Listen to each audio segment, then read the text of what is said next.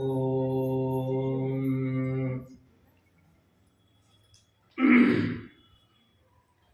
ವಂದೇ ವಂದ್ಯಂ ವಿಧಿಭವಮಹೇಂದ್ರಾದಿವೃಂದಾರಕೇಂದ್ರೈಃ ವ್ಯಕ್ತಂ ವ್ಯಾಪ್ತಂ ಸ್ವಗುಣಗಣತೋ ದೇಶತಃ ಕಾಲತಶ್ಚ ಧೂತಾವದ್ಯಂ ಸುಖಚಿತಿಮಯೈರ್ಮಂಗಲೈರ್ಯುಕ್ತಮಂಗೈಃ ಸಾನಾರ್ಥ್ಯನ್ನೋ ವಿದಧದಧಿಕಂ ಬ್ರಹ್ಮನಾರಾಯಣಾಖ್ಯಂ ಭೂಷಾರತ್ನಂ ಭುವನವಲಯಸ್ಯಾಖಿಲಾಶ್ಚರ್ಯರತ್ನಂ ಲೀಲಾರತ್ನಂ ಜಗತಿ ದುಹಿತುರ್ದೇವತಾ ಮೌಲಿರತ್ನಂ ಚಿಂತಾರತ್ನಂ ಜಗತಿ ಭಜತಾಂ ಸತ್ಸರೋಜದ್ವಿರತ್ನಂ ಕೌಸಲ್ಯಾಯಾ ಲಸತು ಮಮರ್ಹನ್ ಮಂಡಲೆ ಪುತ್ರರತ್ನಂ ಯಂ ಪ್ರೌರಜಂತಮನುಪೇತಮಪೇತಕೃತ್ಯಂ ದ್ವೈಪಾಯನೋ ವಿರಹ ಕಾತರ ಆಜುಹಾವ ಪುತ್ರೇತಿ ತನ್ಮಯತಯಾ ತರವೋ ವಿನೇದುಃ तं ಸರ್ವಭೂತಹೃದಯಂ ಮುನಿಮಾನತೋಸ್ಮಿ ಸೃಷ್ಟಿಸ್ಥಿತ್ಯಪ್ಯಯೇಹ ನಿಯತಿದೃಶಿತಮೋ ಬಂಧಮೋಕ್ಷಾಶ್ಚ ಯಸ್ಮಾತ್ ಅಸ್ಯ ಶ್ರೀ ಬ್ರಹ್ಮರುದ್ರ ಪ್ರಭೃತಿ ಸುರನರದ್ವಿಷಶತ್ರಾತ್ಮಕಸ್ಯ ವಿಷ್ಣೋರ್ವ್ಯಸ್ತಾಃ ಸಮಸ್ತಾಃ ಸಕಲಗುಣನಿಧಿಃ ಸರ್ವದೋಷೌ ವ್ಯಪೇತಃ ಪೂರ್ಣಾನಂದೋ ವ್ಯಯೋ ಯೋ ಗುರುರಪಿ ಪರಮಶ್ಚಿಂತಯೇತಂ ಮಹಾಂತಂ ಅಭ್ರಮಂ ಭಂಗರಹಿತಂ ಅಜಡಂ ವಿಮಲಂ ಸದಾ ಆನಂದತೀರ್ಥಮತುಳಂ ಭಜೆ ತಾಪತ್ರಯಾಪಹಂ पूज्याय राघवेन्द्राय सत्यधर्मरताय च भजतां कल्पवृक्षाय नमतां कामधेनवे तपस्वाध्याय शुश्रूषा कृष्णपूजारतं मुनिं विश्वेशम् इष्टदं वन्दे परिव्राट् चक्रवर्तिनम् आपादमौलिपर्यन्तं गुरूणामाकृतिं स्मरेत् तेन विघ्नाः प्रणश्यन्ति सिद्ध्यन्ति च मनोरथाः जन्माद्यस्य यतोऽन्वयात् इतरतश्चार्थेष्वभिघ्नस्वराट् तेने ब्रह्महृदाय आदिकवये मुह्यन्ति यं सूरयः तेजो वारिमृदां यथा विनिमयो यत्र त्रिसर्गो मृषा धाम्ना स्वेन सदा निरस्तकुहकं सत्यं परं धीमहि. ಹರಿವಾಯು ಗುರುಗಳ ಚರಣಾರವಿಂದಗಳಲ್ಲಿ ಭಕ್ತಿಪೂರ್ವಕವಾದ ನಮಸ್ಕಾರಗಳನ್ನು ಸಲ್ಲಿಸಿ ಕ್ಷೇತ್ರದಲ್ಲಿ ಸನ್ನಿಹಿತನಾದ ವರಾಹರೂಪಿ ಪರಮಾತ್ಮ, ತದಭಿನ್ನನಾದ ಪರಮಾತ್ಮನ ರೂಪ ಅಂದರೆ ಅದು ಶ್ರೀನಿವಾಸ, ಅವನ ಪಾದಕಮಲಗಳಲ್ಲಿ ಮತ್ತೊಮ್ಮೆ ಮಗದೊಮ್ಮೆ ಭಕ್ತಿಪೂರ್ವಕವಾದ ನಮಸ್ಕಾರಗಳನ್ನು ಸಲ್ಲಿಸಿ ಭಾಗವತದ ಪ್ರವಚನವನ್ನು ಪ್ರಾರಂಭ ಮಾಡ್ತಾ ಇದ್ದೇನೆ. ನಿನ್ನೆವರೆಗೆ ಸೂರ್ಯವಂಶದ ಕಥೆಯನ್ನು ಕೇಳ್ತಾ ಬಂದ್ವಿ. ವಂಶಾವಳಿ ಬಹಳ ಶ್ರದ್ಧೆಯಿಂದ ಕೇಳಬೇಕಂತ ನಿನ್ನೆನೇ ಹೇಳಿದ್ದೇನೆ. ಒಂದೊಂದು ಸಲ ಬೋರ್ ಆಗ್ತದೆ. ನಮ್ಮ ವಂಶದ ಕಥೆ ಕೇಳೋದ ಕಟ್ಟದ ಆಚಾರ, ಇನ್ನೊಬ್ರು ಯಾಕೆ ವಂಶ ಹಿಂಗೆ ಕೇಳೋದು, ಬೇಸತ್ತಿರ್ತಾರೆ ಕೆಲವರೆಲ್ಲ. ಅವ್ರವ್ರ ವಂಶ ನೋಡಿ ಬೇಸತ್ತಿರ್ತಾರೆ. ವಂಶಾವಳಿ ಅಂದಾಗ ಏನೋ ಚೆನ್ನಾಗಿದ್ರೆ ಏನೋ ಕೇಳ್ತಿರ್ತಾರೆ. ವಂಶಾವಳಿ ಅಂತಂತೂ ಏನಾರ ಪ್ರಯೋಗ ಮಾಡಿದ್ವಿ ಅಂದ್ರೆ ವಂಶದ ಕಥೆ ಹೇಳಿಕತ್ತಾರ ಅನ್ನೋದು ಹಿಂಗೆ ಹಿಂಗೆ ಆಗ್ತಿರ್ತದೆ. ಅದಕ್ಕೆ ಇದು ಅಂಥಿಂಥ ವಂಶ ಅಲ್ಲ, ನೀವು ಅದನ್ನು ತಲೆಯಿಂದ ತೆಗೆದು ಹಾಕಬೇಕು. ಇದು ಬಹಳ ಮುಖ್ಯವಾದ ವಂಶಾವಳಿ.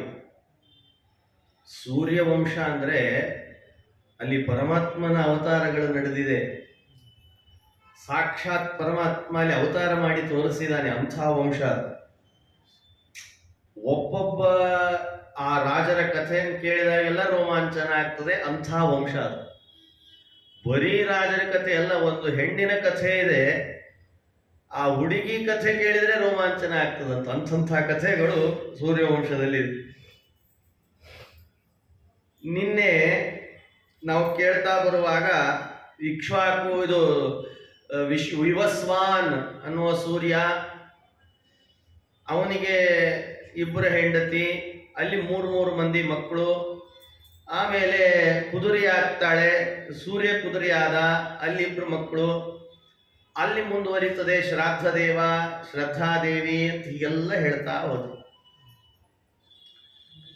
ಆ ಶ್ರಾದ್ದ ದೇವನ ಕಥೆ ಹೇಳುವಾಗ ಇನ್ನೊಂದು ವಿಷಯ ನಿರೂಪಿಸ್ತಾರೆ. ಮುಂದೆ ಹೋಗಿದ್ವಿ ನಾವು, ಮತ್ತೆ ಹಿಂದೆ ಎಳೆದು ತರಬೇಕು, ಫ್ಲಾಶ್ ಬ್ಯಾಕ್ ಅಂತಾರೆ. ಶ್ರಾದ್ದ ದೇವ ಶ್ರಾದ್ದಗಳ ಮೇಲೆ ಬಹಳ ಬಹಳ ಅದ್ಭುತವಾದ ದೃಷ್ಟಿ ಇತ್ತಂತ. ಶ್ರಾದ್ದಗಳನ್ನು ಚೆನ್ನಾಗಿ ನೋಡ್ಕೊಳ್ತಿದ್ದಂತ. ಶ್ರಾದ್ದ ಚೆನ್ನಾಗಿ ನಡಿಬೇಕು ಅಂತಂತಾರೆ. ಅದಕ್ಕೊಂದು ಕಲ್ಪನೆ ಇದೆ, ಅದನ್ನೊಂದು ಓದೋದು, ಅದೊಂದು ವಿಷಯನೇ ಬಹಳ ಬಹಳ ಅದ್ಭುತವಾಗಿದೆ. ಸುಮ್ಮನೆ ಒಂದ್ಸಲ ಪರಿಚಯಿಸಿ ಮತ್ತೆ ಮುಂದೆ ಹೋಗೋಣ. ಶ್ರಾದ್ದ ದೇವ, ಅವನಿಗೆ ಮಗ ಇಕ್ಷ್ವಾಕು, ಅವನ ಮಗ ವಿಕುಕ್ಷಿ, ಹೀಗೆ ಹೀಗೆ ಒದೀತದೆ ಮುಂದದು ವಂಶ. ಇಕ್ಷ್ವಾಕು ತನ್ನ ವಂಶದವರ ಶ್ರಾದ್ದ ಮಾಡಬೇಕಾಗಿದೆ ಅಂತ ಮಾಡುವ ಸಂದರ್ಭದಲ್ಲಿ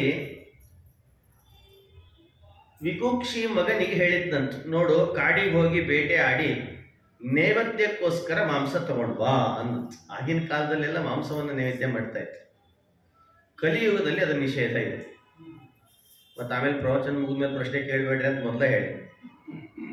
ಆವಾಗಿತ್ತು ನೈವೇದ್ಯಕ್ಕೆ ಇಡ್ತಿದ್ರು, ಅದನ್ನು ಬೇಟೆ ಆಡಿಕೊಂಡು ತಂದು ಅದನ್ನ ನೈವೇದ್ಯ ಅಂತ ಆಗಿನ ಕಾಲಕ್ಕೆ ನಡೀತಿತ್ತು. ಕಲಿಯುಗಕ್ಕೆ ತತ್ ತರುವಾಯ ಮಾಸ ಅಂತ ಇಟ್ಟಿದ್ದಾರೆ. ಅದು ಉದ್ದಿನ ಬೇಳೆ, ಉದ್ದಿಗೆ ಮಾಂಸದ ಸನ್ನಿಧಾನ ಅಂಶ ಇದೆ ಅಂತ ಅದನ್ನು ನೀವು ನೈವೇದ್ಯ ಮಾಡ್ರಿ ಅಂತ ಈಗೆಲ್ಲ ಅದನ್ನ ನೈವೇದ್ಯ ಮಾಡಿ. ಈಗೂ ಹೇಳಿರಿ ಆಚಾರ, ನಾಳೆ ತಂದು ಬಿಡಬೇಡ್ರಿ, ಇಲ್ಲೇ ಲಘು ಸಿಗ್ತದೆ ಅಂತೇಳಿ. ಅವಾಗ ಬೇಟೆ ಆಡಿ ತರ್ತಿದ್ರು, ಇಲ್ಲಿ ಬೇಟೆ ಆದ್ರೆ ರೊಕ್ಕ ಕೊಟ್ಟು ತರಬೇಕು. ಬೇರೆ ಅಂಗಡಿ ಕಡಿಮೆ, ಅವ ಜಾಸ್ತಿ ಆಗಿವೆ. ಅವನು ಮಗ ಏನ್ ಮಾಡಿದ, ಬೇಟೆ ಆಡಿ ತರ್ಲಿಕ್ಕೆ ಹೋದಾಗ ಬೇಟೆ ಆಡಿ ತಗೊಂಡು ಸಿಕ್ತು, ಪಾಪ ಸಿಕ್ತು, ತಂದ. ತರುವ ಮಧ್ಯ ದಾರಿಯಲ್ಲಿ ಅವನಿಗೆ ಸ್ವಲ್ಪ ಹಸಿವೆ ಆಯ್ತು. ತಂದದ್ರಲ್ಲೇ ಸ್ವಲ್ಪ ತಿನ್ನಂತ, ನೋಡ್ರಿ, ತಿಂದು ನೈವೇದ್ಯಕ್ಕೆ ತಂದು ಕೊಟ್ಟನಂತ. ತಗೊಳ್ರಿ ಶ್ರಾದ್ದಕ್ಕೆ ಅಂದಂತ. ಯಾರು ಮನೆಗೆ ಬಂದ ಪುರೋಹಿತರು ಶ್ರಾದ್ದ ಮಾಡಿಸ್ತಿದ್ರು ಅವರು ರಾಜನಿಗೆ ಹೇಳಿದ್ರು, ನೋಡ್ ರಾಜ, ಈ ತಂದ ಏನ್ ಪದಾರ್ಥ ಇದೆ ಇದು ಆಲ್ರೆಡಿ ಅರ್ಧ ತಿಂದಾರ ಯಾರು ಅಂದ್ಬಿಟ್ರಂತ. ತಿಂದು ತಂದಾರ ಇದನ್ನ ನೋಡಿದ್ರ, ತಿಂದು ತಂದದ್ದನ್ನ ನೈವೇದ್ಯ ಮಾಡ್ಲಿಕ್ಕೆ ಬರೋಲ್ಲ. ಹಸಿವೆ ಆಗೈತಪ್ಪ ಅಂತ ಅಲ್ಲೇ ಒಂದಿಷ್ಟು ಅರ್ಧ ತಿಂದು, 1 ಡಜನ್ ಬಾಳೆಹಣ್ಣಾಗ 1/2 ಡಜನ್ ಬಾಳೆಹಣ್ಣು ತಿಂದು ಇನ್ನು ಅರ್ಧ ತಂದಿಟ್ರೆ ಈ CBT ಅವ್ರು ಮಾಡಲ್ಲ. ಯಾಕಂದ್ರೆ ದೂರ ಇರಲ್ಲ, ಹತ್ರದಲ್ಲಿ ಸಿಕ್ಬಿಡ್ತದೆ. ಬೇರೆ ದೂರ ಇತ್ತಂದ್ರೆ ಇಲ್ಲಿಂದ ತಿನ್ಕೋತನೇ ಬಸ್ನಾಗ ಹೋಗ್ತಿರ್ತಾರೆ. ಕಡ್ಲಿಕಾಯಿ ತಿನ್ನೋದು, ಅದು ತಿನ್ನೋದು, ಯಾಕಂದ್ರೆ ಚೀಲ ಇಟ್ಕೊಂಡಿರ್ತಾರೆ, ತಿನ್ಕೋತ ಹೋಗ್ತಾರೆ. ಅದನ್ನ ನಾಳೆ ತೆಗೆದು ಫ್ರೆಶ್ ಆಗಿ ನೈವೇದ್ಯ ಅಂತ ಇಡ್ತಾರೆ. ಅದು ಋಷಿಗಳಿಗೆ ಗೊತ್ತಾಗಿತ್ತು. ಆವಾಗ ರಾಜನಿಗೆ ಹೇಳಿದ್ರಂತೆ, ಇದು ತಿಂದದ್ದು ಪದಾರ್ಥ ಬರಲ್ಲ ಅಂದ್ಬಿಟ್ರಂತೆ. ಏನ್ ಮಾಡ್ಬೇಕು ಅವಾಗ? ಸಿಟ್ಟು ಬಂತಂತೆ ವಿಕುಕ್ಷಿಗೆ ನನ್ನ ರಾಜ್ಯನೇ ಬಿಟ್ಟು ಹೊರಡು, ತೊಲಗಿಬಿಡು ನೀನು ಅಂತ ಒಂದು ರಾಜ್ಯದಿಂದಲೇನೆ ಹೊರಗೆ ಹಾಕ್ಬಿಟ್ನಂತೆ ಮಗನನ್ನ. ಸೂರ್ಯವಂಶದ ರಾಜರ ಕಥೆ ಇದು.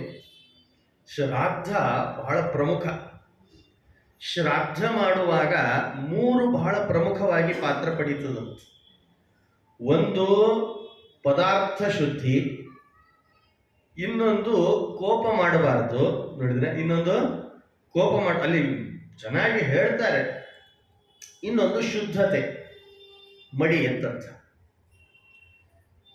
ಮಡಿ ಡೆಫಿನೇಷನ್ ಬಹಳ ದೊಡ್ಡದಿದೆ. ಮಡಿ ಅಂತ ಇಷ್ಟು ಹೇಳಿರ್ತೇನೆ ಅಷ್ಟೇ, ಅದು ಅವ್ರವ್ರು ಮಾಡೋ ಮಡಿ ಮೇಲೆ ಅವ್ರಿಗೆ ಗೊತ್ತಾಗ್ತದೆ.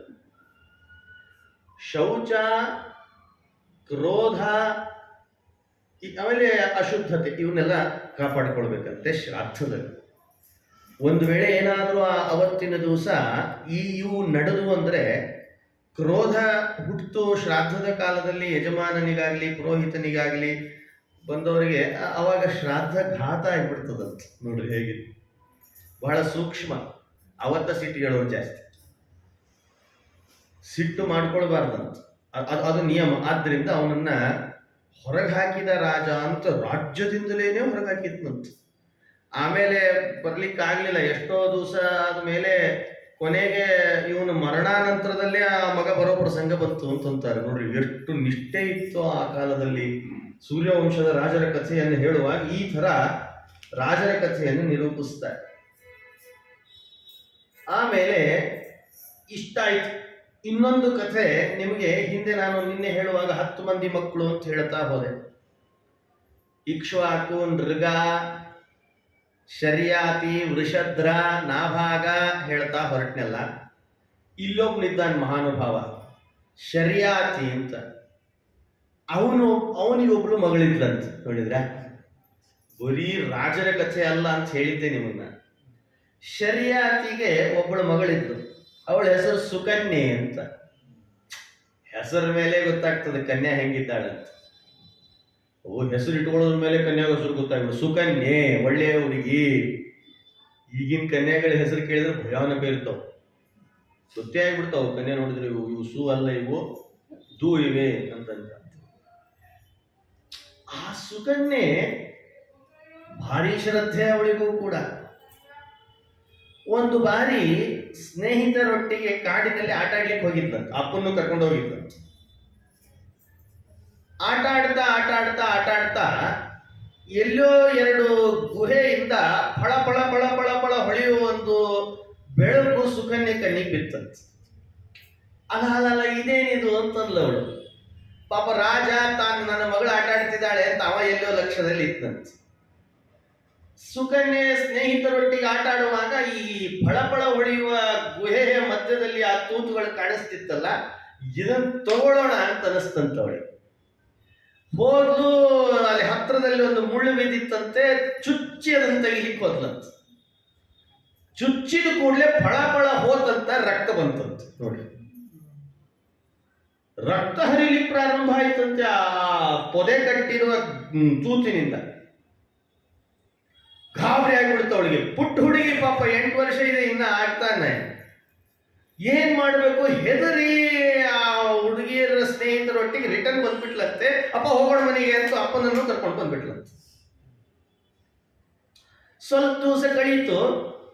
ಇದ್ದಕ್ಕಿದ್ದ ಹಾಗೆ ಇಡೀ ಊರೇ ಒಂದು ರೋಗ ಬಂತಂತ. ನೋಡ್ರಿ, ಮೊನ್ನೆ ಇಡೀ ದೇಶಕ್ಕೆ ಬಂದಿತ್ತು ನೋಡ್ರಿ ಒಂದು ರೋಗ. ಎಲ್ಲ ಪುರಾಣದಲ್ಲಿ ನಡೆದದ್ದೇ ಬರಬೇಕು ಹೊರತಾಗಿ ನಡೀದೇ ಇರೋದೊಂದು ಹೊಸದೊಂದು ಜಗತ್ತಿನಲ್ಲಿ ಇಲ್ಲ. ಯಾವುದೂ ಆವಿಷ್ಕಾರ ಆಗಿಲ್ಲ, ಹಿಂದೆ ನಡೆದಿದೆ, ಅದಕ್ಕೆ ಕಾಣಿಸ್ತಿದೆ. ಹಾಗಾದ್ರೆ ಅಲ್ಲಿ ಯಾಕೆ ನಡೀತು, ಏನಾಯ್ತು ಅಂತ ಗಮನಿಸಿ ಈಗ ಯಾಕೆ ಹಂಗೆ ಮಾಡಬೇಕು ಅಂತ ನಾವು ನೋಡ್ಬೇಕಂತ. ಇದಕ್ಕೆ ಪುರಾಣವನ್ನು ಅಪ್ಲೈ ಮಾಡೋದು ಅಂತಂತ. ಈಗ ಸೂತ್ರ ಆದ್ಮೇಲೆ ಒಂದೊಂದು ಡೆಫಿನೇಷನ್ ಆದ್ಮೇಲೆ ಒಂದು ಕಡೆ ಅಪ್ಲೈ ಮಾಡೋದು ಎಕ್ಸಾಂಪಲ್ ಅಲ್ಲಿ. ಇದೊಂದು ಕ್ರಮ ತಾನೇ. ಹಾಗೆ ಸೂತ್ರ ಅಂದ್ರೆ ಒಂದು ಪುರಾಣ, ಅದಕ್ಕೊಂದು ಡೆಫಿನೇಷನ್ ಅಂದ್ರೆ ಅಲ್ಲಿ ಕೊಟ್ಟ ಕಥೆಗಳು, ಅದಕ್ಕೊಂದು ಅಲ್ಲಿ ಬಂದ ಪಾತ್ರಧಾರಿಗಳು, ಅದನ್ನ ಒಂದು ಕಡೆ ಅಪ್ಲೈ ಮಾಡೋದು. ಎಷ್ಟು ಈಸಿ ಆಗಿದೆ. ನಾನು ಅದಕ್ಕೆ ಅವಾಗ ಹೇಳ್ತಿರ್ತೀನಿ, ಪುರಾಣ ಅಂದ್ರೆ ಹೆದರ್ಸೋದಲ್ಲ. ಒಬ್ಬೊಬ್ರು ಪುರಾಣ ಸ್ಟಾರ್ಟ್ ಮಾಡ್ಬಿಟ್ರೆ ಅವ್ರನ್ನ ಬೆವರು ಇಳಿಸೇ ಕಳಿಸಿರ್ತಾರೆ ಜನರು. ಹಂಗ್ ಮಾಡಿದ್ರಿ, ಹಿಂಗ್ ಮಾಡಿದ್ರಿ, ಈ ಪಾಪ ಮಾಡಿದ್ರಿ, ಅದು ಪಾಪ ಮಾಡಿದ್ರಿ, ಈ ಪಾಪ ಮಾಡಿದ್ರಿ, ನಿಂಗೆ ಹಂಗ್ ಬರ್ತದ, ನಿಂಗೆ ಹಿಂಗ್ ಬರ್ತದ, ಹಂಗ್ ಬರ್ತದ, ರಾತ್ರಿ ನಿದ್ದಿನೇ ಮಾಡಿಬಾರ್ದವ. ಪುರಾಣ ಅಂದ್ರೆ ಹೆದರ್ಸೋದಲ್ವೋ. ಪುರಾಣ ಅನ್ನೋದು ಒಂದು ಮಾರ್ಗದರ್ಶನ ಮಾಡೋದು. ಪುರಾಣ ಇಷ್ಟು ಅದ್ಭುತವಾಗಿದೆ ಅಂದ್ರೆ ಯಾರನ್ನು ಹೆದರ್ಸ್ಲಿಕ್ಕೆ ಹುಟ್ಟಿದೋ ಪುರಾಣ ಅಲ್ಲ ಇದು. ಕೆಲವರು ಇಲ್ಲಿ ಕೂತ್ರೆ ಹೆದರ್ಸ್ಲಿಕ್ಕೆ ಕೂತಿರ್ತಾರೆ. ನಾಳೆ ನಾವು ಪುರಾಣ ಬರ್ಲಿಕ್ಕೆ ಹೆದರ್ಬೇಕು. ನಾ ಅಷ್ಟು ಪಾಪ ಮಾಡೀನಿ ಪಾಪ ಕಡಿ ಹಂಗಿತ್ತು ಅಂದ್ರೆ ಪರೀಕ್ಷಿತನಿಗೆ 7 ದಿವಸ ಶುಕಾಚಾರ ಬರೀ ಪಾಪ ಮಾಡಿ ಅಂತ ಹೇಳ್ಕೊ ಕೂತಿದ್ರೆ ಒಂದು ದಿವಸನಾದ್ರೂ ನೀ ಪಾಪ ಮಾಡಿದಿ ಪರೀಕ್ಷಿತ ಅಂದ್ರೆ ಶುಕಾಚಾರ್ಯ. ಮತ್ತೆ ನಾವ್ಯಾಕೆ ಹೆದರ್ಸ್ಬೇಕು? ಪುರಾಣ ಕೂತಾಗ ಹೆದರ್ಸೋ ಆಚಾರ ಬಂದ್ರು ಅಂತಿರ್ತಾರೆ ಕೆಲವರು. ಹೆದರ್ಸೋ ಆಚಾರ ಆಗ್ಬಾರ್ದು, ಹೊರಗೆ ಹೆದರ್ಸಿದ್ರು. ಪುರಾಣ ವೇದವ್ಯಾಸ ದೇವರು ಸುಲಲಿತವಾಗಿ ಮನಸ್ಸಿಗೆ ನಾಟೋ ಹಾಗೆ ಧರ್ಮ ಮಾರ್ಗವನ್ನ ಪ್ರೇರಣೆ ಮಾಡಲಿಕ್ಕೆ, ಧರ್ಮ ಪ್ರಚಾರಕ್ಕೆ, ಇರುವ ಮರ್ಮವನ್ನ ಅರ್ಥ ಮಾಡಿಸ್ಲಿಕ್ಕೆ ಇರೋದು ಪುರಾಣ. ನಾನು ಅವಾಗ ಹೇಳ್ತಿರ್ತೀನಿ, ಹೆದರ್ಸ್ಬೇಡ್ರೋ ಮಹಾರಾಯ ಮ್ಯಾಲ್ ಕೂತ್ಕೊಂಡು. ಹೆದರಿಸ್ಬಿಟ್ರೆ ಜನ ಹೆದರಿ ಬಿಡ್ತಾರೆ ಪಾಪ. ಬಿಳಿ ಹಾಳಿ ಇದ್ದ ಹಾಗೆ ಜನ. ಬಿಳಿ ಹಾಳಿ ಮೇಲೆ ನೀವೇನ್ ಗೀಸ್ತೀರಿ ಅದು ಮೂಡ್ತದೆ. ಇಂಕ ಚೆಲ್ಲಿದ್ರೆ ಅಂದ್ರೆ ಮತ್ತೆ ನಾಳೆ ಉಪಯೋಗ ಬೀಳೋದು. ಅದಕ್ಕೆ ಎಚ್ಚರ ಇದ್ದು ನಾವು ಪುರಾಣ ಹೇಳಬೇಕು. ಮೊದಲು ನಮಗೆ ಎಚ್ಚರ ಇರ್ಬೇಕು, ಆಮೇಲೆ ಮತ್ತೆ ಪುರಾಣ ಕೇಳೋರಿಗೆ ಎಚ್ಚರ ಆಗ್ತದೆ ತಾನೆ. ನಾವ ಮಲಗಿದ್ರೆ ಪಾಪ ಕೇಳೋರು ಏನಾಗ್ತದೆ ಪರಿಸ್ಥಿತಿ. ಅದಕ್ಕೆ ಒಬ್ಬ ವಿದ್ಯಾರ್ಥಿ ಪರಮ ದಡ್ಡ ಇದ್ದಂತ. ಅಧ್ಯಾಪಕ ಪಾಠ ಹೇಳ್ತಿದ್ದ. ಗುರುಗಳ ಹತ್ರ ಪರೀಕ್ಷೆ ಕರ್ಕೊಂಡು ಹೋದ್ರಂತ. ಗುರುಗಳು ಪರೀಕ್ಷೆ ಕೊಡುವಾಗ ಶಿಷ್ಯ ಪರೀಕ್ಷೆ ಕೊಡ್ತಾ ಇದ್ದಾಗ ಸರಿಯಾಗಿ ಕೊಡ್ಲಿಲ್ಲಂತೆ. ಗುರುಗಳು ಯಾರನ್ನು ಕೇಳಿದ್ರು ಗೊತ್ತೇನೋ? ಶಿಷ್ಯನನ್ನು ಕೇಳಲಿಲ್ಲಂತೆ, ಅಧ್ಯಾಪಕನನ್ನು ಕೇಳಿದ್ರಂತೆ. ಏನೋ ಅಧ್ಯಾಪಕ, ನಿನ್ನನ್ನು ನಾನು ಪಾಠ ಹೇಳು ಅಂತ ಹೇಳಿದ್ದೀನಿ, ಅವನಲ್ಲಿ ನೀ ಹೇಳಿದ್ದು ಬರ್ತಾ ಇಲ್ಲ, ಯಾಕೆ ಅಂತ ಕೇಳಿ. ನಾನೇನ್ ಮಾಡಲಿ ಸ್ವಾಮಿ, ಓದ್ತಾ ಇಲ್ಲ, ದಡ್ಡಿದ್ದಾನ ಅಂದ್ರು.